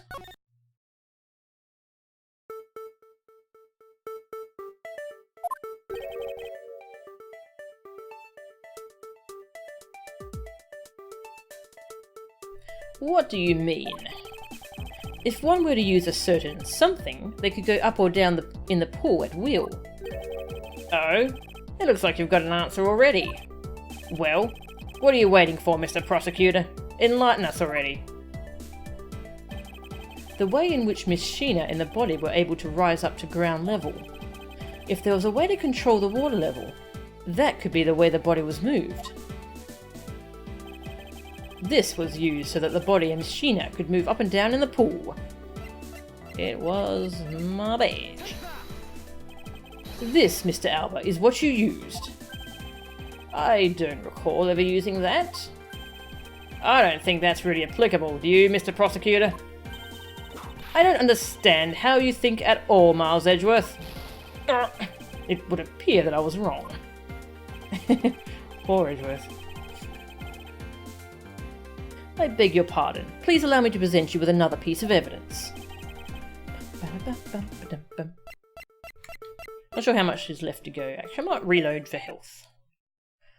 I assume we're pretty near the end here, but you never know how much more is left.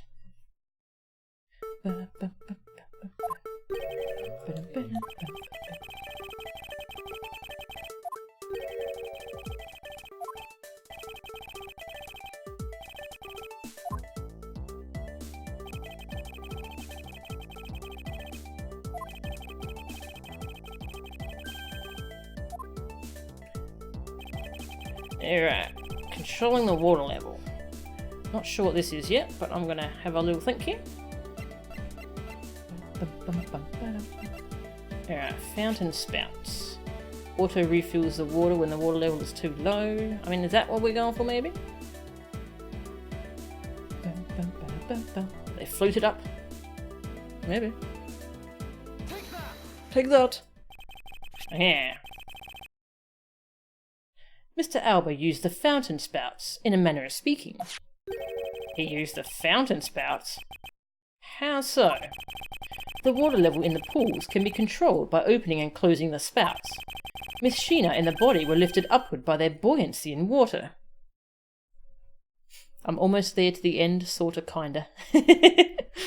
I'll go for a little bit longer. We'll see how we go.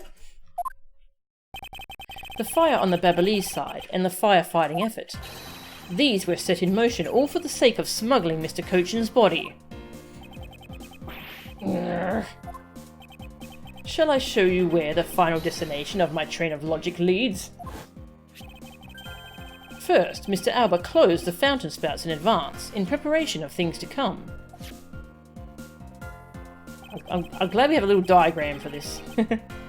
Then he took the pushcart that was brought to the rose garden, and pushed it, along with the Iron Infant and Mr. Cochin's body, into the pool. At this time, Miss Sheena was busy conveniently starting the first fire in Babao. She then made for the open-air stage's pool to wait for the firefighting effort to begin. When the firefighters used the water in that pool, the water level went down. Okay. And by the time the fire was put out, the pipe between the two pools was exposed. Good night, Azrael. Thanks for hanging out. This is when she pushed the pushcart from Alabaston to Babao. Once that was accomplished, Mr. Alba simply opened the fountain spouts once more. So she just kind of waited there for the pool to fill up. She was just stranded there for a little bit. And the water level rose up to its original level, along with Miss Sheena in the body.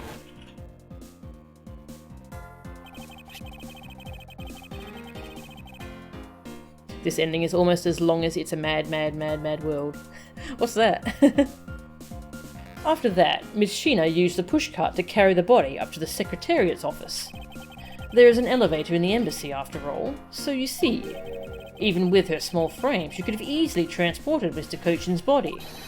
And that wraps up my thorough explanation of how the body was moved.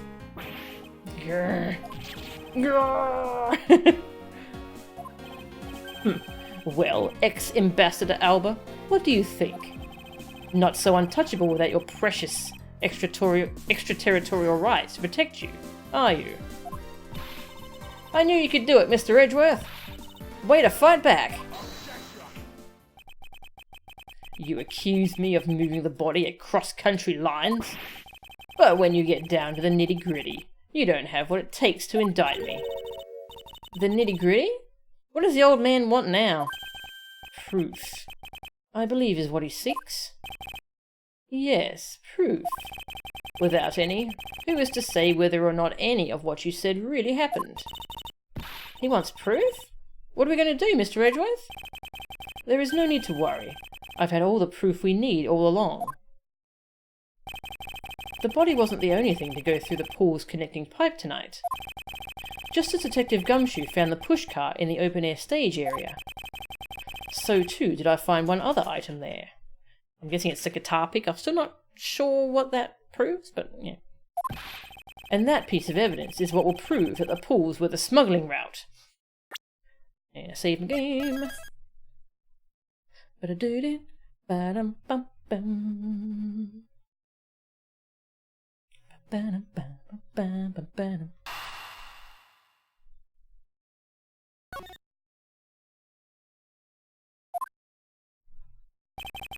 This was another thing that was smuggled over to Babao's open-air stage area. It was definitely a badge. This is the defining piece of evidence that will prove my hypothesis. I don't think it proves a single thing. What? I think it's about time we put an end to this ridiculous farce of a trial. If I'm not mistaken, all you're doing is trying to trick me with psychological gimmicks. Ugh. If I continue on like this, Mr. Alba will find a way to worm his way out of this. the body wasn't the only thing to go through the pool's connecting pipe tonight. There was something else that was brought from the Rose Garden, through the open-air stage and into the Secretariat's office, along with the body. Ah, okay, into the office. Okay, I was thinking of the guitar pick. Just as Detective Gumshoe found the pushcart in the open-air stage area, there must be a reason as to why that other item was there as well. Okay, let me reset and I'll have a think. Well, the guitar pick comes in at some point, because we haven't even used that thing yet. But it wasn't found in the office. Let's see. It was smuggled over to Babau's open-air stage area. I mean, maybe it's just worded strangely. I'll try the guitar pick. Oops, nope, not that. And at the open-air stage, looks like a guitar pick. It's also wet for some reason. Also, there was the knife. Because the knife had to be smuggled with the body, because that ended up over there as well. We'll go for the knife first. That makes more sense in this context. Take that. Uh-oh. Might be wrong.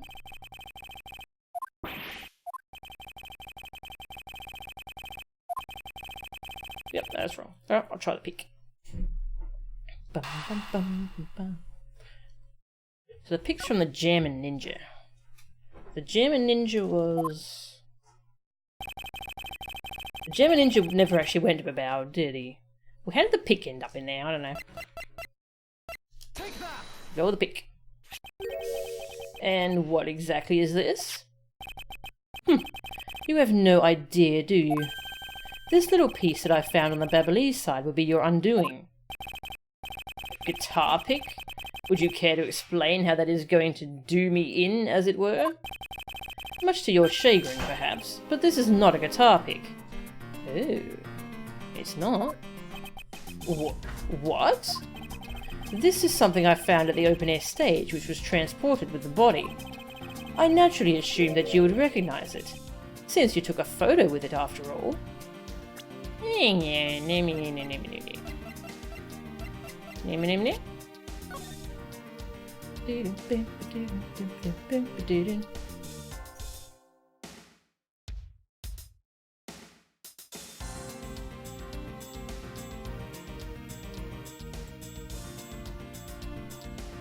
I'm confused.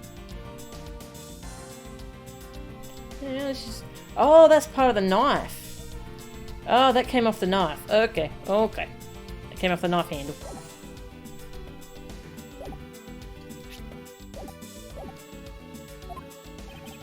But since you don't, allow me to fill you in on what I found at the stage actually belongs to. Badge. It came off the badge. This is what the fragment belongs to. Don't you dare chicken out on me after we've come all this way. Miles Edgeworth, I demand that you show the correct piece of evidence now. Yes, sir. Do the old presenting thing proud and do it right. Mr. Edgeworth? Yes, I understand. It would appear that this evidence isn't enough to convince any of them. What's wrong? You seem to have alienated all your little friends. Not quite. They're merely watching out for me, and pointing out to me which piece of evidence I should be presenting. I naturally assumed that you would recognize it, since you took a photo with it after all. Yeah, it came off the knife handle. Yeah! Yeah, you go for it, Alyosha. So it's a movie. Okay. It's a mad, mad, mad, mad world. Yeah, I hadn't heard of it before. Let us take a good look at the murder weapon that was used to kill Manny Cochin. On the handle of this knife, there is a beautifully blooming flower. However, it would appear that it's missing a single petal. Now, let's see what happens when we try to fit this pick into that open slot. It's a perfect fit. I assume that the petal must have fallen off of the flower during Mr. Cochin's murder, and then it was accidentally placed into the pushcart along with Mr. Cochin's body. Grr. That's an interesting story. Nothing more. Oh, I assure you it's more than just a story. Because for some odd reason, this flower petal was wet when I found it. It was wet, you say? Yes, and the only place it could have gotten wet from is the open-air stage's pool. Now I ask you, how did a part of the weapon which was smuggled into the theatre wind up in the open-air stage area on the Babyliss side of the embassy? I don't think I need to waste any words explaining this, as this petal explains it all for me.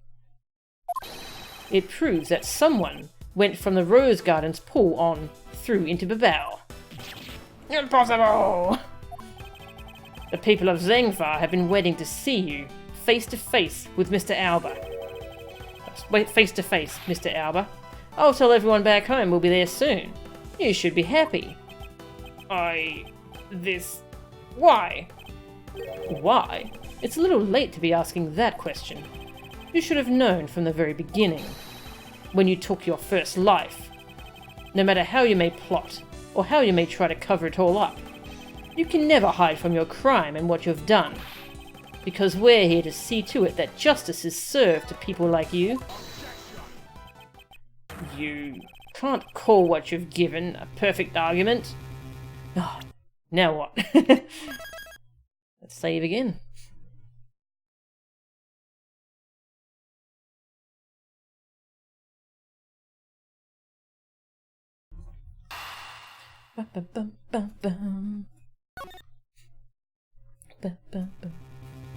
Guitar pick. Ah!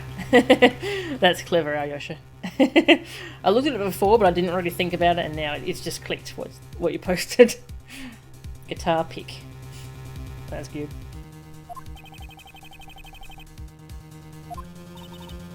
You know, I don't think this guy is going to ever admit to his wrongdoings, Mr. Edgeworth. Because he values himself above all else. People who can't be negotiated with, or people who refuse to admit when they've lost. I don't believe those kinds of people really exist because everyone breaks eventually. You're right. In that case, I have no choice but to use all of the evidence I have. I'll use it all until he breaks under the weight of his crimes. Mr. Alba, I request that you testify once more. This really will be the end of the line. I've said that a few times now. To be continued? Are you serious? There's another part. Oh my god. There's another part. Oh my god. Okay. Maybe I should just leave it there then and try and finish this up tomorrow. Gosh darn. There's another part.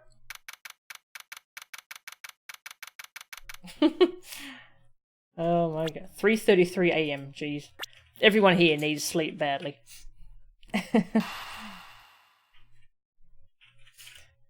End part 3. Wow. Oh my gosh. I wonder how long the final part is. Maybe I should play a little bit of it. It's a very long ending. Okay, hang on, what's the time? I'll play a little bit more actually, and then we'll finish the rest of it up tomorrow. So we'll get started on this final part. No, it's going to be a weird break point, but I'm worried we won't be able to finish it all tomorrow. March 15, 3:33 AM, Theatrium Neutralis lobby. Mr. Alba, I request that you testify once more. As if there is anything else for me to testify about. I still have yet to fully prove that it was Mr. Alba who murdered Mr. Cochin. Well, I would like to hear about your movements before the murder occurred. I wonder if you could tell us about what you did here at the Theatrium Neutralis. Very well, I suppose I could tell you about that. Because about all I did was watch the Steel Samurai stage show. Elaborating on even that alone is good enough for me. The only way for me to place this man under arrest is to pinpoint the exact location of where the murder took place, for that is the key to this investigation. Oh, I hope this goes where I think it's going to go. Are we going for he actually killed him during the show? So we're going to grill him on what happened during the show? Because Edgeworth's a Steel Samurai fan, he's going to pick out his lies. Alright, that's where we're gonna go. Hey Shizzle, how are ya?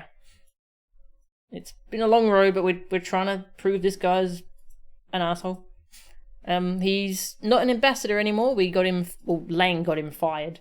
So he doesn't have extra rights anymore, so he couldn't escape. And we figured out how the body was moved. There's a whole diagram and stuff. He kind of refuses to give in though, because he's a jerk. I watched from the last row.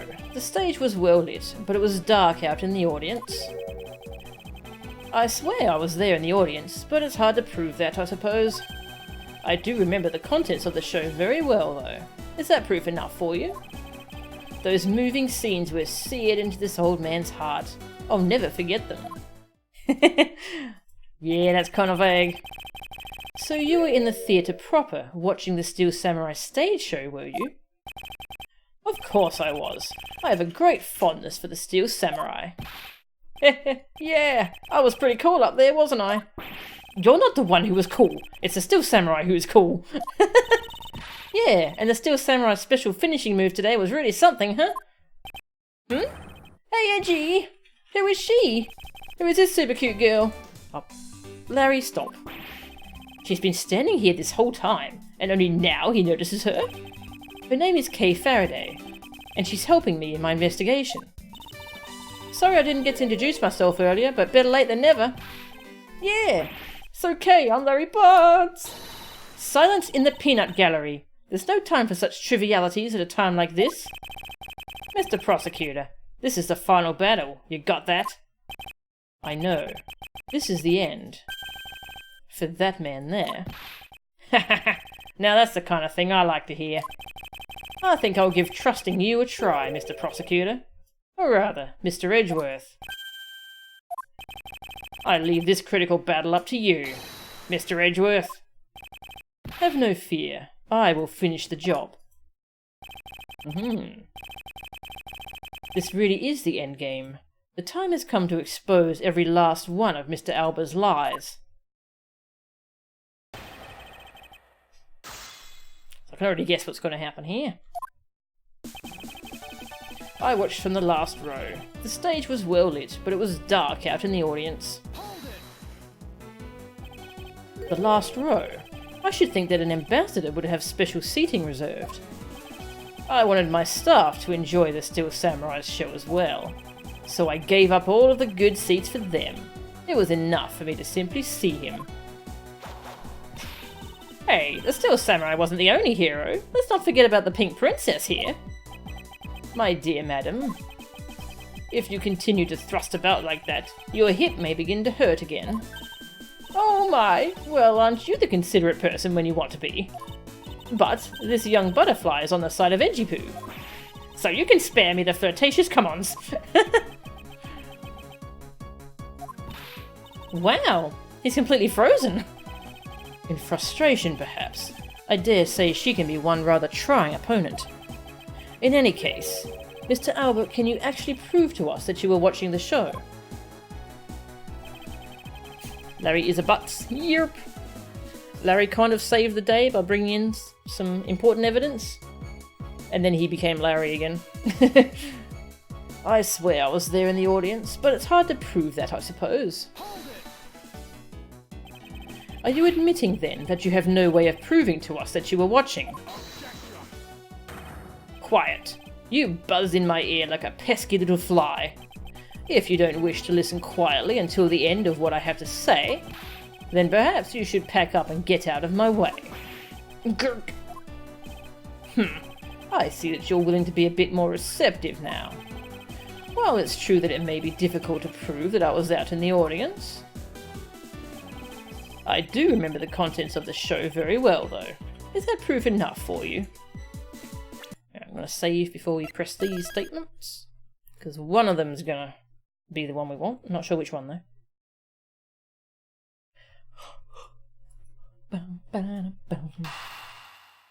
We got the good music, though.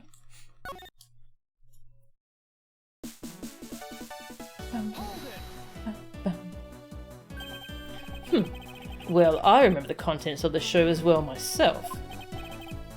That's nice. That's nice? Miles Edgeworth, don't allow yourself to be riled up by him at this important juncture. Yeah, I wasn't planning to let him. Well, if you ask me, I think I'm the biggest Steel Samurai expert around here. And didn't you think the climactic scene of today's show was just totally awesome? Yes, I remember that well. And that spectacular special move. The way you delivered the final blow against the evil magistrate. Early summer rain jab. Oh, that scene will live on in my heart forever. Is that how it went? Huh, I totally forgot about that. How can you forget your own special moves? That's the special attack that the Steel Samurai uses when he's using the Samurai Spear. Yes, and today was the first time they showed it off, was it not? If I hadn't watched the show, then how could I answer you with the name of the move? I suppose you are correct, but if you could, please elaborate on this point for me. Yeah, so, I've been waiting for this to be important. How it said that he couldn't do his special move. I'll press these other statements first. Those moving scenes were seared into this old man's heart. I'll never forget them. I agree. Today will be a day to remember. Especially when we finally make you pay for all the wrongs you've committed. What? Hey, that's what the Steel Samurai says when he defeats the evil magistrate. Actually, that line was just something I ad-libbed. You may act all surprised, but naturally you remember this line, don't you? Of course I do. I just now understand how the evil magistrate felt, that's all. Then allow me to make you identify with the evil magistrate some more. Hey, then that makes you the Steel Samurai, huh? Well, if you had to complete the analogy, I suppose then yes. And I do believe it's about time to bring the curtains down on this with a bang. Kay and myself are also in the audience of the Steel Samurai stage show. They're both doing the crossing arms pose, that's cool. He's got nothing on the Jammin' Ninja, but he was still cool enough, I guess. Wasn't my brand new special finishing move totally rad? No, don't tell me. It was you who thought up the special move. Yup. Now what was it again? Extremely silly rain jab? Was that it? No, wait, it was stubble breaking chop. That doesn't sound quite right. How can you forget a move you came up with? The final piece to Mr. Alba's alibi is that he was watching the Steel Samurai's show. However, if he was busy killing Mr. Kochin, he should not have had time to do so. Busy killing Mr. Kochin, that's a funny way to put that. One of the scenes was of his never-before-seen early summer rain jab move. Early summer rain jab was a move that was to be unveiled today. And because I saw that brand new special move, I believe it confirms my alibi. How sad. The only way he's got to protect himself is that he watched the Steel Samurai. I guess this guy really has nothing else left. Yes, and to avoid arrest, you can bet he'll say or do anything. But with all of us here, there will be no escape for him. Hello, cat. You want dinner already? It's kind of early for that, sweetie. She's gonna have to wait. Yeah, we'll find a way to bring him to justice. Now then, let us continue with your testimony, Mr. Alba. Very well. The Steel Samurai's special move and the various other scenes.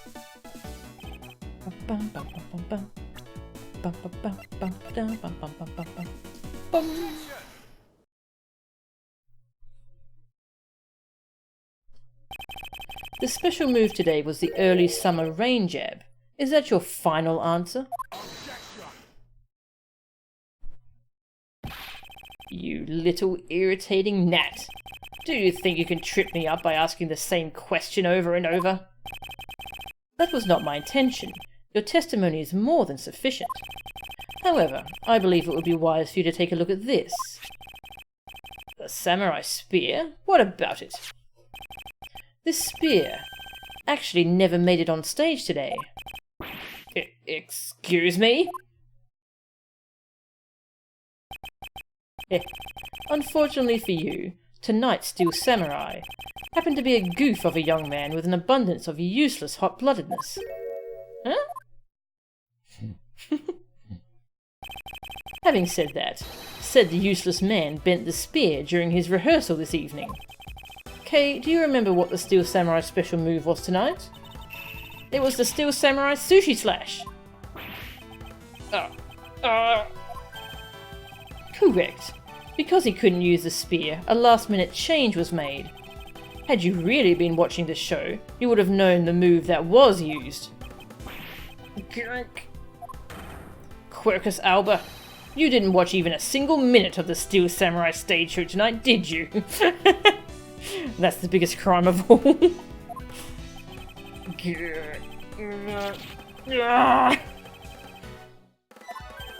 Aha! So if he wasn't watching the show tonight, then it opens up the possibility that he was busy killing Mr. Cochin instead. So, where were you during the show? I demand an answer, now.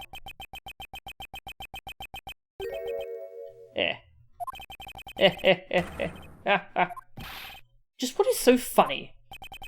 You're so sloppy. And so are your conclusions. I still insist that I watch the show. Or most of it, in any case. What do you mean by most of it? You see, during the show I left my seat for a spell to visit the bathroom. I assumed that was when that dramatic scene was played out on stage. That is the lousiest, lamest excuse I've ever heard in my life, pal. Just because he got the name of the move wrong. We can't really use that as proof he didn't watch the show at all. As a fan of the Steel Samurai, I had wanted to watch the entire show. Honest. As a Steel Samurai fan? For someone who wasn't even in his seat for the climax of the show. You have no right to call yourself a Steel Samurai fan. Ever.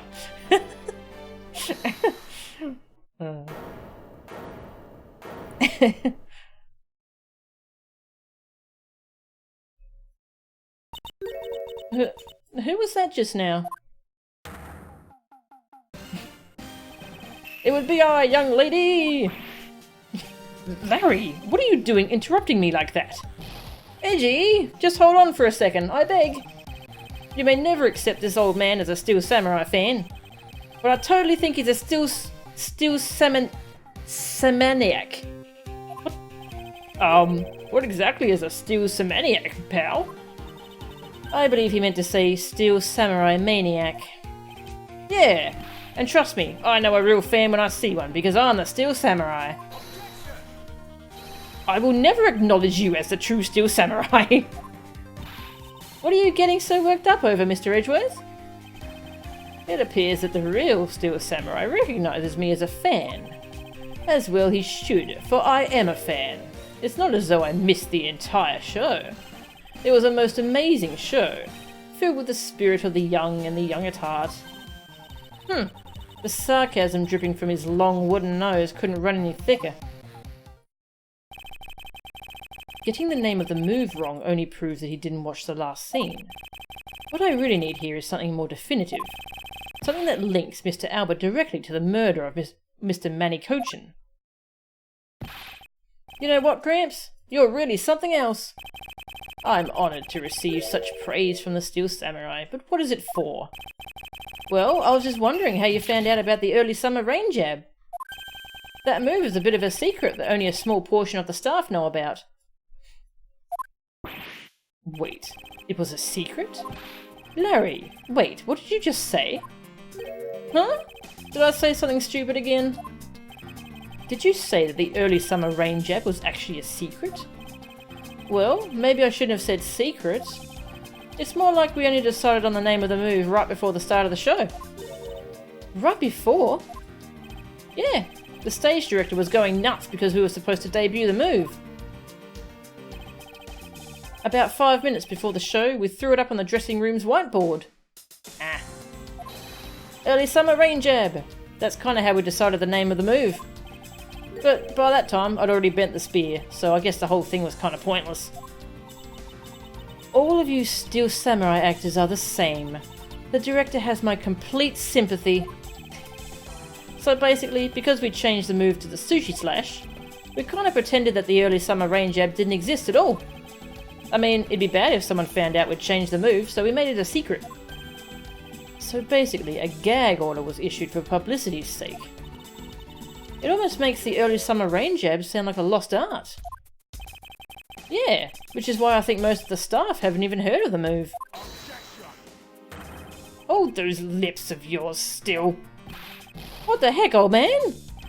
I've done nothing but listen, and from what I can tell, it's all very unrelated to the case. It's also very tedious, and a pointless exercise in wasting time, much like a kids' show.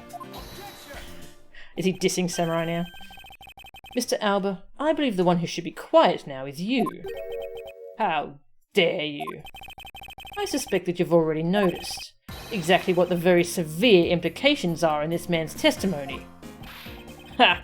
So now you're trying to bully me, are you? There are no implications to be read into a behind-the-scenes story of a kids' show. Don't even think about trying to slither your way out of this, Quercus Alba. You were the one who said it yourself, that the name of the move was Early Summer Rain Jab. But that name was only decided upon right before the show was about to start. So, just what are you driving at? That the name of the move you told us was never used in the show or said aloud. Now then, would you care to tell us about how you found out the name of that move? Because I can only think of one way you could have known. Quercus Alba, this is the only way you could have known the name of the special move. Save my game. Yeah, he killed him in the dressing room. Or backstage, whatever that room was. Well, so Larry was trying to defend him by saying he's definitely a true fan. What are you doing, Larry? He only helped us by accident. Yeah, he saw it on the whiteboard. But maybe he asked about it. You knew the name because you asked about it. You asked a member of the staff, that is. Hey now, didn't that samurai say just a few seconds ago that the people who knew were ordered to keep quiet about the move? I somehow doubt that he could have simply asked someone and gotten an answer. Besides, even if what you said were the case, what do we learn from that? Not much, actually. Not if Mr. Alba had asked a staff member, I suppose. Ah! I was wrong? That just silent, that was good. Mr. Alba, would you care to tell us about how you found out the name of that move?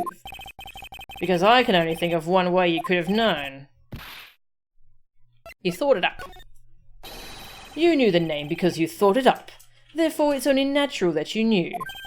You are the one who created the name of that move.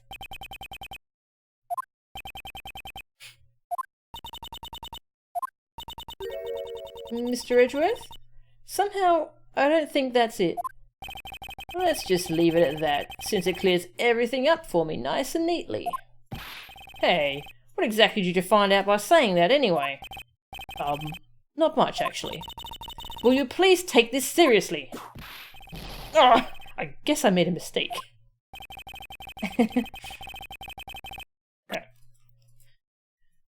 Not sure what else is gonna happen, so let's reload.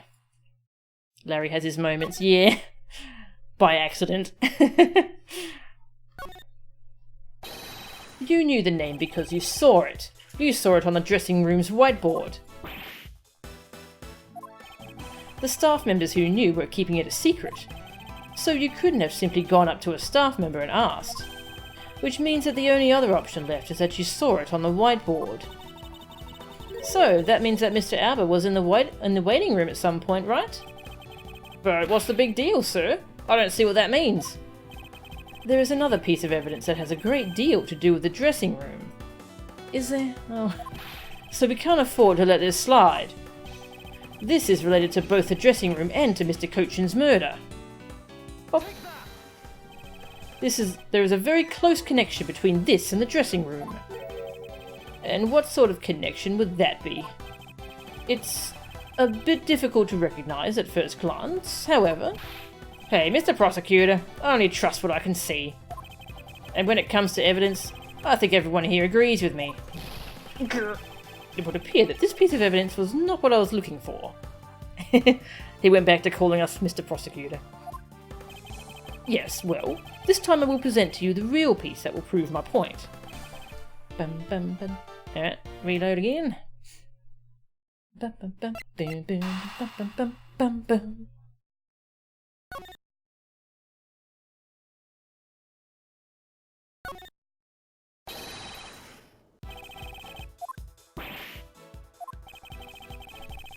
Bum bum bum.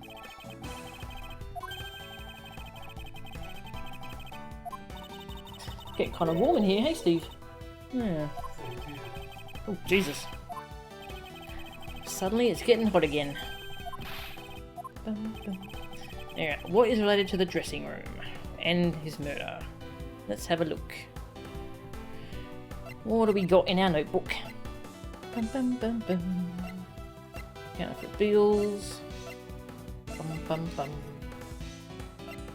And we've found the use of this, so I don't think this matters anymore. Bum, bum, bum, the samurai dogs? Present for embassy staff.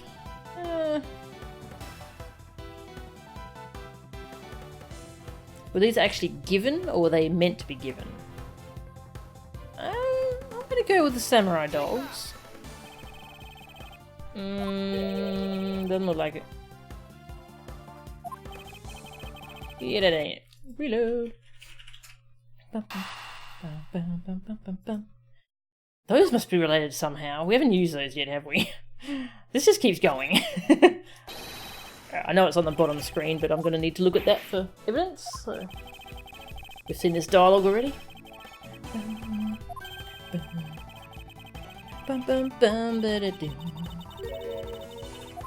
This music is good.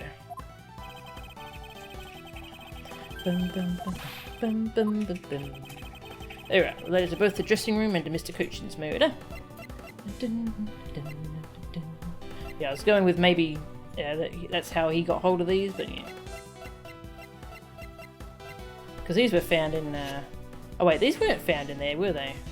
These were from Old Bag. Okay. Bum, bum, bum. Bum, bum, bum. Bum, bum, boo-doo. Boo-doo. The pushcart. Push this to Alabast from the dressing room. Okay, yep, that was... Okay, there you go. Ding! We found it. The pushcart that was used to move the body was right there in the dressing room. During the show, the pushcart awaited its turn to be pushed on stage in the dressing room. And it was finally pushed there, along with the Iron Infant, in the last scene of the show. And then, right after the show ended, it went into Alabast along with the Steel Samurai.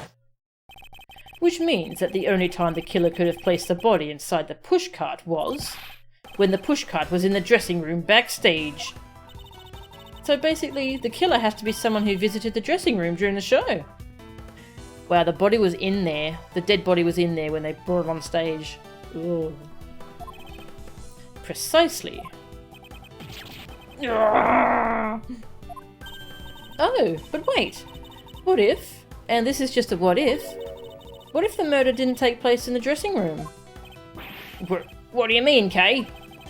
I have to admit, she brings up a valid possibility. During the show, the dressing room was supposed to be devoid of people. Anyone going into the private dressing room would stand out like a sore thumb. But despite that, the killer still managed to move the body with the pushcart. Correct, and it is because of the setup of the theatre's dressing room that it would be the ideal location for the murder of Manny Cochin. Quercus Alba, during the show you went down to the dressing room, and I want to know why. Yes. Yes, I was there. I went into the dressing room. I knew it. I'm placing you under arrest right now, pal. You got that? Arrest! Not so fast. What is it now? Don't I deserve a chance to explain myself? Explain? What is there to explain? I believe I told you earlier that I went to the bathroom. Well, I got lost when I did. I wanted to ask for directions, but when I opened the dressing room door, no one was inside. And that's when I saw the name of the move on the whiteboard. You punk! Still trying to get out of this? Do you really think you can get away at this point? Mr. Edgeworth, isn't there anything you can do to stop him? Nah. I don't have enough evidence on hand to do anything. I don't have the airtight evidence I need to put this man away for good. But if that's what I need, then perhaps... Agent Lang, I believe an investigation of the dressing room in question is in order. It's possible that we may find new evidence there. Yeah, if Mr. Edgeworth pokes around in there, I'm sure he'll find some new facts, pal. Ooh! And if we use Little Thief, we may even learn something from a recreation. We don't need to do any of that. What? Wolfie? How could you? I'm not saying this to be mean. It's just that we've already searched there. My men really are something else. And they found nothing? There's only one thing I can say to you, sis, and it's that they found nothing. That's it. I guess you're right. If they had found something, they would have reported it to us. They couldn't find anything because there was nothing there to find. And if there is no info to feed into Little Thief, then I can't do much to help either. Is this the end? The murder took place in this theatre, which is not protected under extraterritorial rights. And the fact that it was Mr. Alba himself who committed the murder. If I can't prove both statements to be true, Mr. Alba walks away a free man. Is there no other course of action left to us? It would appear that your hand of cards has turned out to be a bust. Now, if you will excuse me. Because of you people, I missed my flight. Now, I must make haste to arrange for a new one. Oh, now what? Who is it this time? Hold it right there, you whippersnappers! First Larry, and now you! What is it with that scary monster-like scowl on your face, Edgy Poo? Monster-like? Don't treat me like I'm some sort of nuisance. I've been meaning to say this, but all of you keep talking about things I don't get at all. You're all leaving this lady in the sad, depressing, lonely dust that I'm about to cry in. Why did you have to speak up right at this instant? But you know what, Edgy Poo? Cheer up, because I'm about to give you the most wonderful thing. The most wonderful thing? From you? It's so super special that I couldn't give it away to just anyone, you know. Ah, my special present of love to my sweet Edgy Poo. Are you ready? Is this? It's...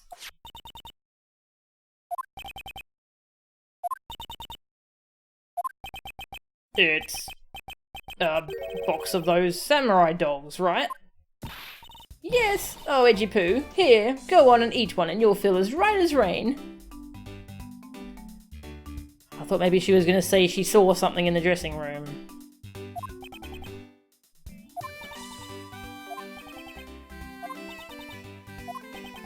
Aww. I just want to hug Gumshoe. Looks so sad. Are we through here? Why did everyone get so quiet all of a sudden? Edgy Poo! Tell me you understand the depths of this lady's love for you. I'm not one to hand out snacks willy-nilly, you know. No, sir. The thought occurred to me that maybe it would be good if I fed you and it makes you nice and full. One day it's my dream to serve homemade food. I mean, isn't it the desire of every woman to make sure that their beloved never goes hungry? That's what I want to experience. So, a long time ago, they used to say, ingredient you threw in front, oh, as a star in the... Mr. Edgeworth, can't you do anything about her? There is no power on earth that can force that woman into silence. But I'm so sick and tired of it all. All you people do is look down on me. Even this box of samurai dogs played me for a fool. It had a special design on its fan, like the Japanese flag, so I thought it was special. But when I ate one, it tasted just like all the rest. Ugh, it made me so mad. Wait, a special box with a Hinamaru-like fan on it. I've never heard of such a piece of merchandise existing before. However, there it is. The red rising sun on this fan is filled in. Is it possible? Could it be? After the show, the samurai dogs were piled up on the dressing room floor. However, there is no such thing as a rising sun dog.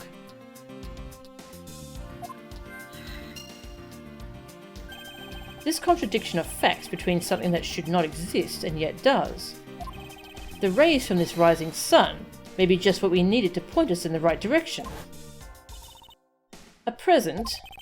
The studio bigwigs basically told us to play delivery boys. We were supposed to hand the dogs off to the embassy people and tell them hi. I had to pile them all into the pushcart just to move them all.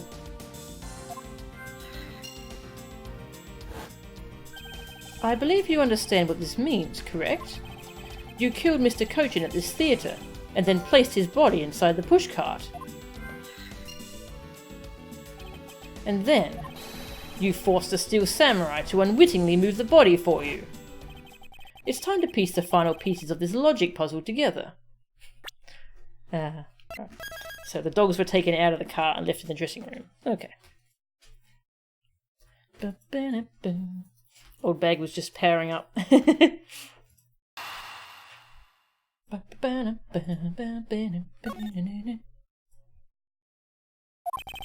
No matter how fragile or small the connections may be, once we've found them all, the way to the truth will be revealed.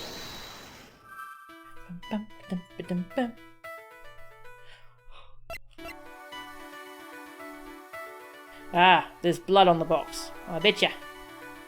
Oh, I bet you that's blood.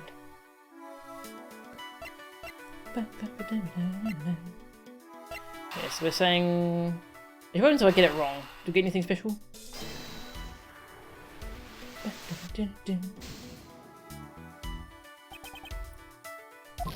No special dialogue. Okay.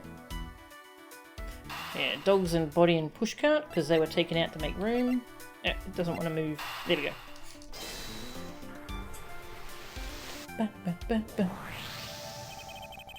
The killer used the pushcart to transport the body, which means that they had to remove the samurai dogs from within first.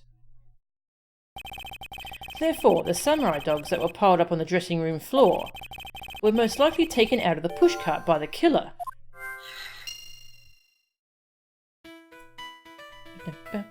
And, put those two together. That which should not exist, this box of samurai dogs with a Hinamaru on it. If this red rising sun was filled in when the killer was busy removing dogs from the pushcart, then it's proof that the murder took place in the dressing room. As long as this red substance turns out to be what I believe it to be. Wendy Oldbag. I thank you. What you have given to me is truly something very special. Jibbo! Mr. Edgeworth, are you sure you're feeling okay, sir? Mr. Alba, as I suspected, you killed Mr. Kochin in the dressing room. How many times must I listen to you repeat yourself? Haven't you figured it out yet? Your words are meaningless, worthless, and powerless. The only way I'm going to continue to cooperate is with some definitive evidence. I'm just going to say, I assume I have to point out that it's blood.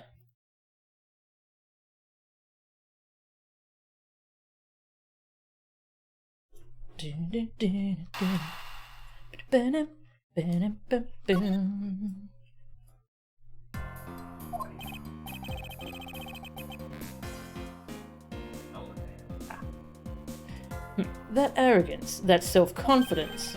You believe that you've erased every piece of evidence that could incriminate you. However, there remains one piece here, and it is what will put you away for good. Ah, you're bluffing. Aha! Hey, Mr. Prosecutor. Sounds like you finally found them. You finally found the fangs we need to go after this guy's jugular. So tell us, what about that box of samurai dogs is going to put the old man away? The trace evidence that will bring him down. Why, it's here, of course. Get to inspect it. It's the blade. Let's have a look at everything else first. This part is just the same as all the rest of the boxes, but there is one spot in particular on this box that seems off. What exactly is it?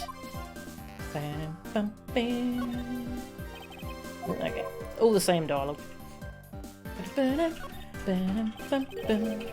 This box of samurai dogs with a rising sun fan on it. This should never have existed. So I want you all to take a good look at this red spot. It's a single drop of blood. Huh? What? Blood, you say? Agent Lang, I'd like this blood analysed post-haste. I've got to admit, I'm a bit surprised. I can't believe we found blood in a place like this. Hey you, get this down to the lab, pronto! But why was there blood on that box to begin with? If we think about the flow of the crime, I think the reason will become obvious. Larry, you said that you transported the samurai dogs with the pushcart, correct? Oh, yeah. You have a great memory, Edgy. That pushcart was a bit too big for my son, you know what I mean? So to make sure everyone could see him, I had to pile some stuff in. I figured the samurai dogs were there, so I used them to fill up the cart. If what Larry says is true, then what were the boxes doing on the floor? Ah, I see. The killer took them out in order to place the body in the pushcart. Exactly. And that is when I believe the victim's blood found its way onto that box. But when my men investigated that room, not a single box of samurai dogs was in there. Because embassy staff members had already confiscated them. Yes, no doubt to hide the evidence of the murder. It's a good thing Miss Oldbag managed to steal that one box before they got to them, huh? Looks like Miss Oldbag also managed to put this great thief to shame. Oh, she just happened to steal the box with the blood on it. What a scandalous way of putting that! I didn't steal, I received it from myself. Quercus Alba. I'd say this was one very fatal oversight on your part. Sorry to rain on your little love fest, however. How can he be so self-confident in a no-win situation for him like this? Even if that blood turns out to belong to Mr. Cochin, then what? Heh. So, Mr. Edgeworth, it sounds like he's not ready to call it quits yet, huh? The sole piece of evidence that was left at the scene of the crime. That alone has shed light on a new fact. At the very least, we now have proof that the murder occurred in the dressing room. And? You say that like it means something. Huh? Excuse me, sirs.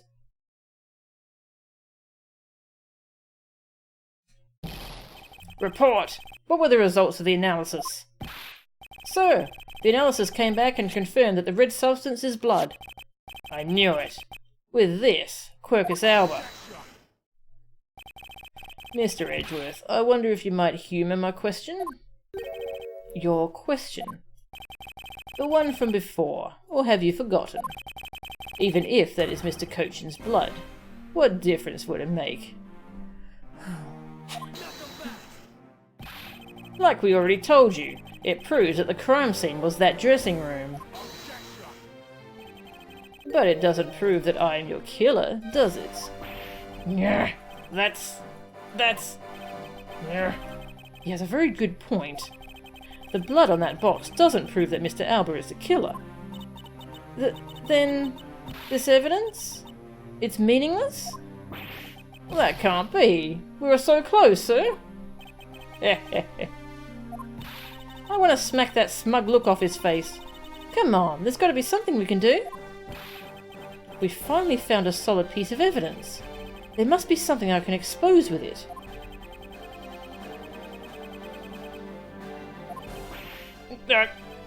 I can't think of a single thing.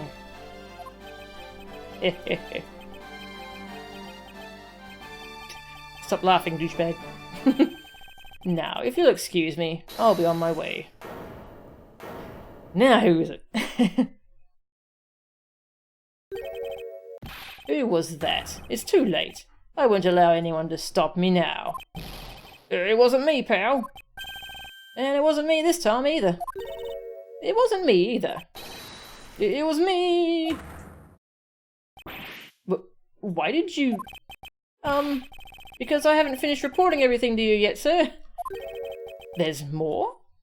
Is his blood on there too? Maybe? What? Hurry up and spit it out. Yes, sir. That blood I mentioned. It's not of the same blood type as the victim's blood. What? No. What? What do you mean it's not the same type? You mean it's not the victim's blood? If it isn't his, then who the hell's is it? I don't know, sir. All I know is that it's not the same blood type as the victim, sir. What should we do now, Mr. Edgeworth? I have no idea what's what anymore. Neither do I. My, what an amusing turn of events. That blood drop proved something to be true, all right. Namely, my words. And which one of your words would that be? The ones where I said that your words are meaningless, worthless, and powerless. That blood has nothing to do with the murder investigation whatsoever. Yeah, sure. Need I remind you that the blood got onto that box long before it entered my embassy? But what sort of nonsense? Yeah, it's blood, pal. There's no way it's not related to the murder. So you would like to believe. But what if someone preparing the samurai dogs had a small nosebleed? What then? Grr. I guess that's possible. Damn it. Have we been wasting our time on a red herring? The blood doesn't belong to anyone connected to the case. That should be clue enough. Quercus Alba, you bastard! Wow, he actually swore. Silence. Don't you ever address me with such a filthy word again. I've wasted enough time here with you, and you have your answers. Now, let me through. Alba, it doesn't matter where you run off to, you'll never escape me. Someday, I'll have the satisfaction of sinking my fangs into you. You'll see. And all of Interpol will be behind me, working to see to it that that day comes. Do you know what your words sound like to me? They sound like the whinings of a pathetic loser of a mutt. Don't like that. Is this really the extent of all that we can do? Is the blood really from someone completely unrelated to the case? Or is there another possibility? Someone else other than the victim? Just when I thought I had him backed into a corner, it is I who has been backed into one. In a situation like this, what would that man do? What would he who can turn any desperate situation around do? Turn it around? That's it! I must turn my way of thinking around. It's not whose blood is this. It's whose blood could get onto the box like this. And if I think about it that way... If the blood got onto the box when the body was being placed into the pushcart, then the owner of said blood must have been in the dressing room at the time. And there is only one person that could be. You could say it's a turnabout, yes. Well, I must praise you for trying so hard. It's because of you kids that I was removed from centre stage, and will be forced to live out the rest of my life in the shadows, unfortunately. But it's not a total loss, as the underworld will allow me more freedom than you'll ever know. Freedom like what the raven feels as it flies through the dark night sky. You can't lay a finger on me, not now or ever. The arm of the law is powerless before me.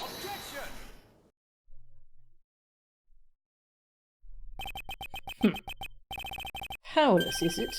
I wouldn't be so sure about that if I were you. What do you mean?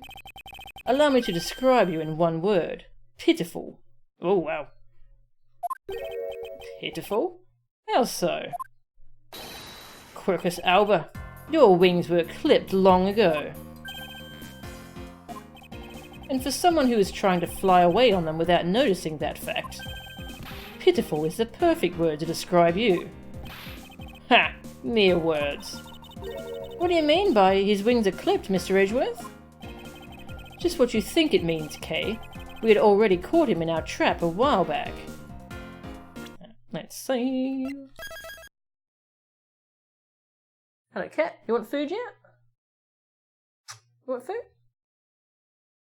No? Okay. She's just staring at me.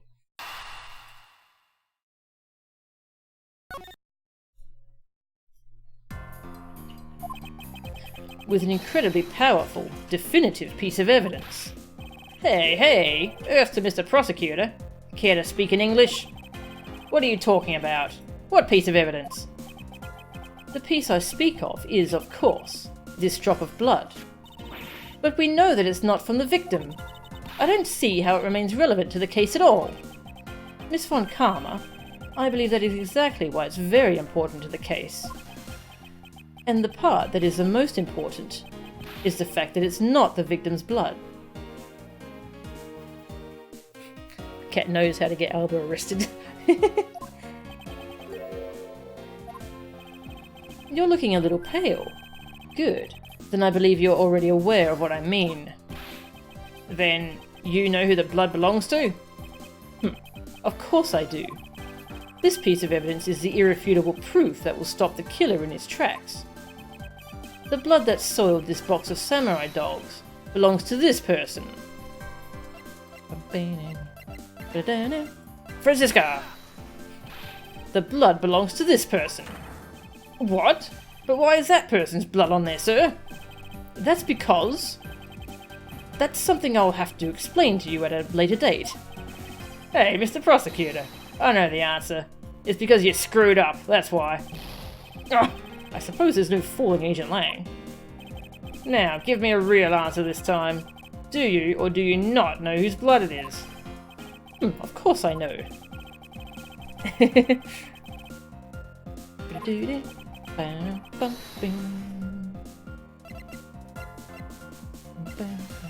Where is he? There he is.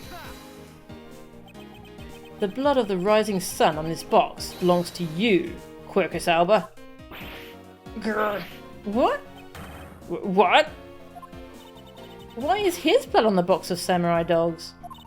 He's not even a victim. The blood fell onto the box when Mr. Cochin's body was being loaded into the pushcart. At that time, the only two people in the dressing room were the victim and his killer. So that's what you mean. If the blood doesn't belong to the victim, then there is only one other person it could belong to. Yes, and that person is the murderer himself. That's the only logical conclusion. I mean, that should have been an easy conclusion for them, right? But Mr. Cochin was the one who was stabbed, sir. Why would Mr. Alba have been the one who was bleeding? What if, during the murder, Mr. Cochin had fought back? You mean if before Mr. Alba could kill him, Mr. Cochin managed to wound Mr. Alba? Yes, and I believe we have a piece of evidence that proves that he was bleeding then. I have to point out the wound as well. These people should realise this themselves. They're supposed to be good at their job.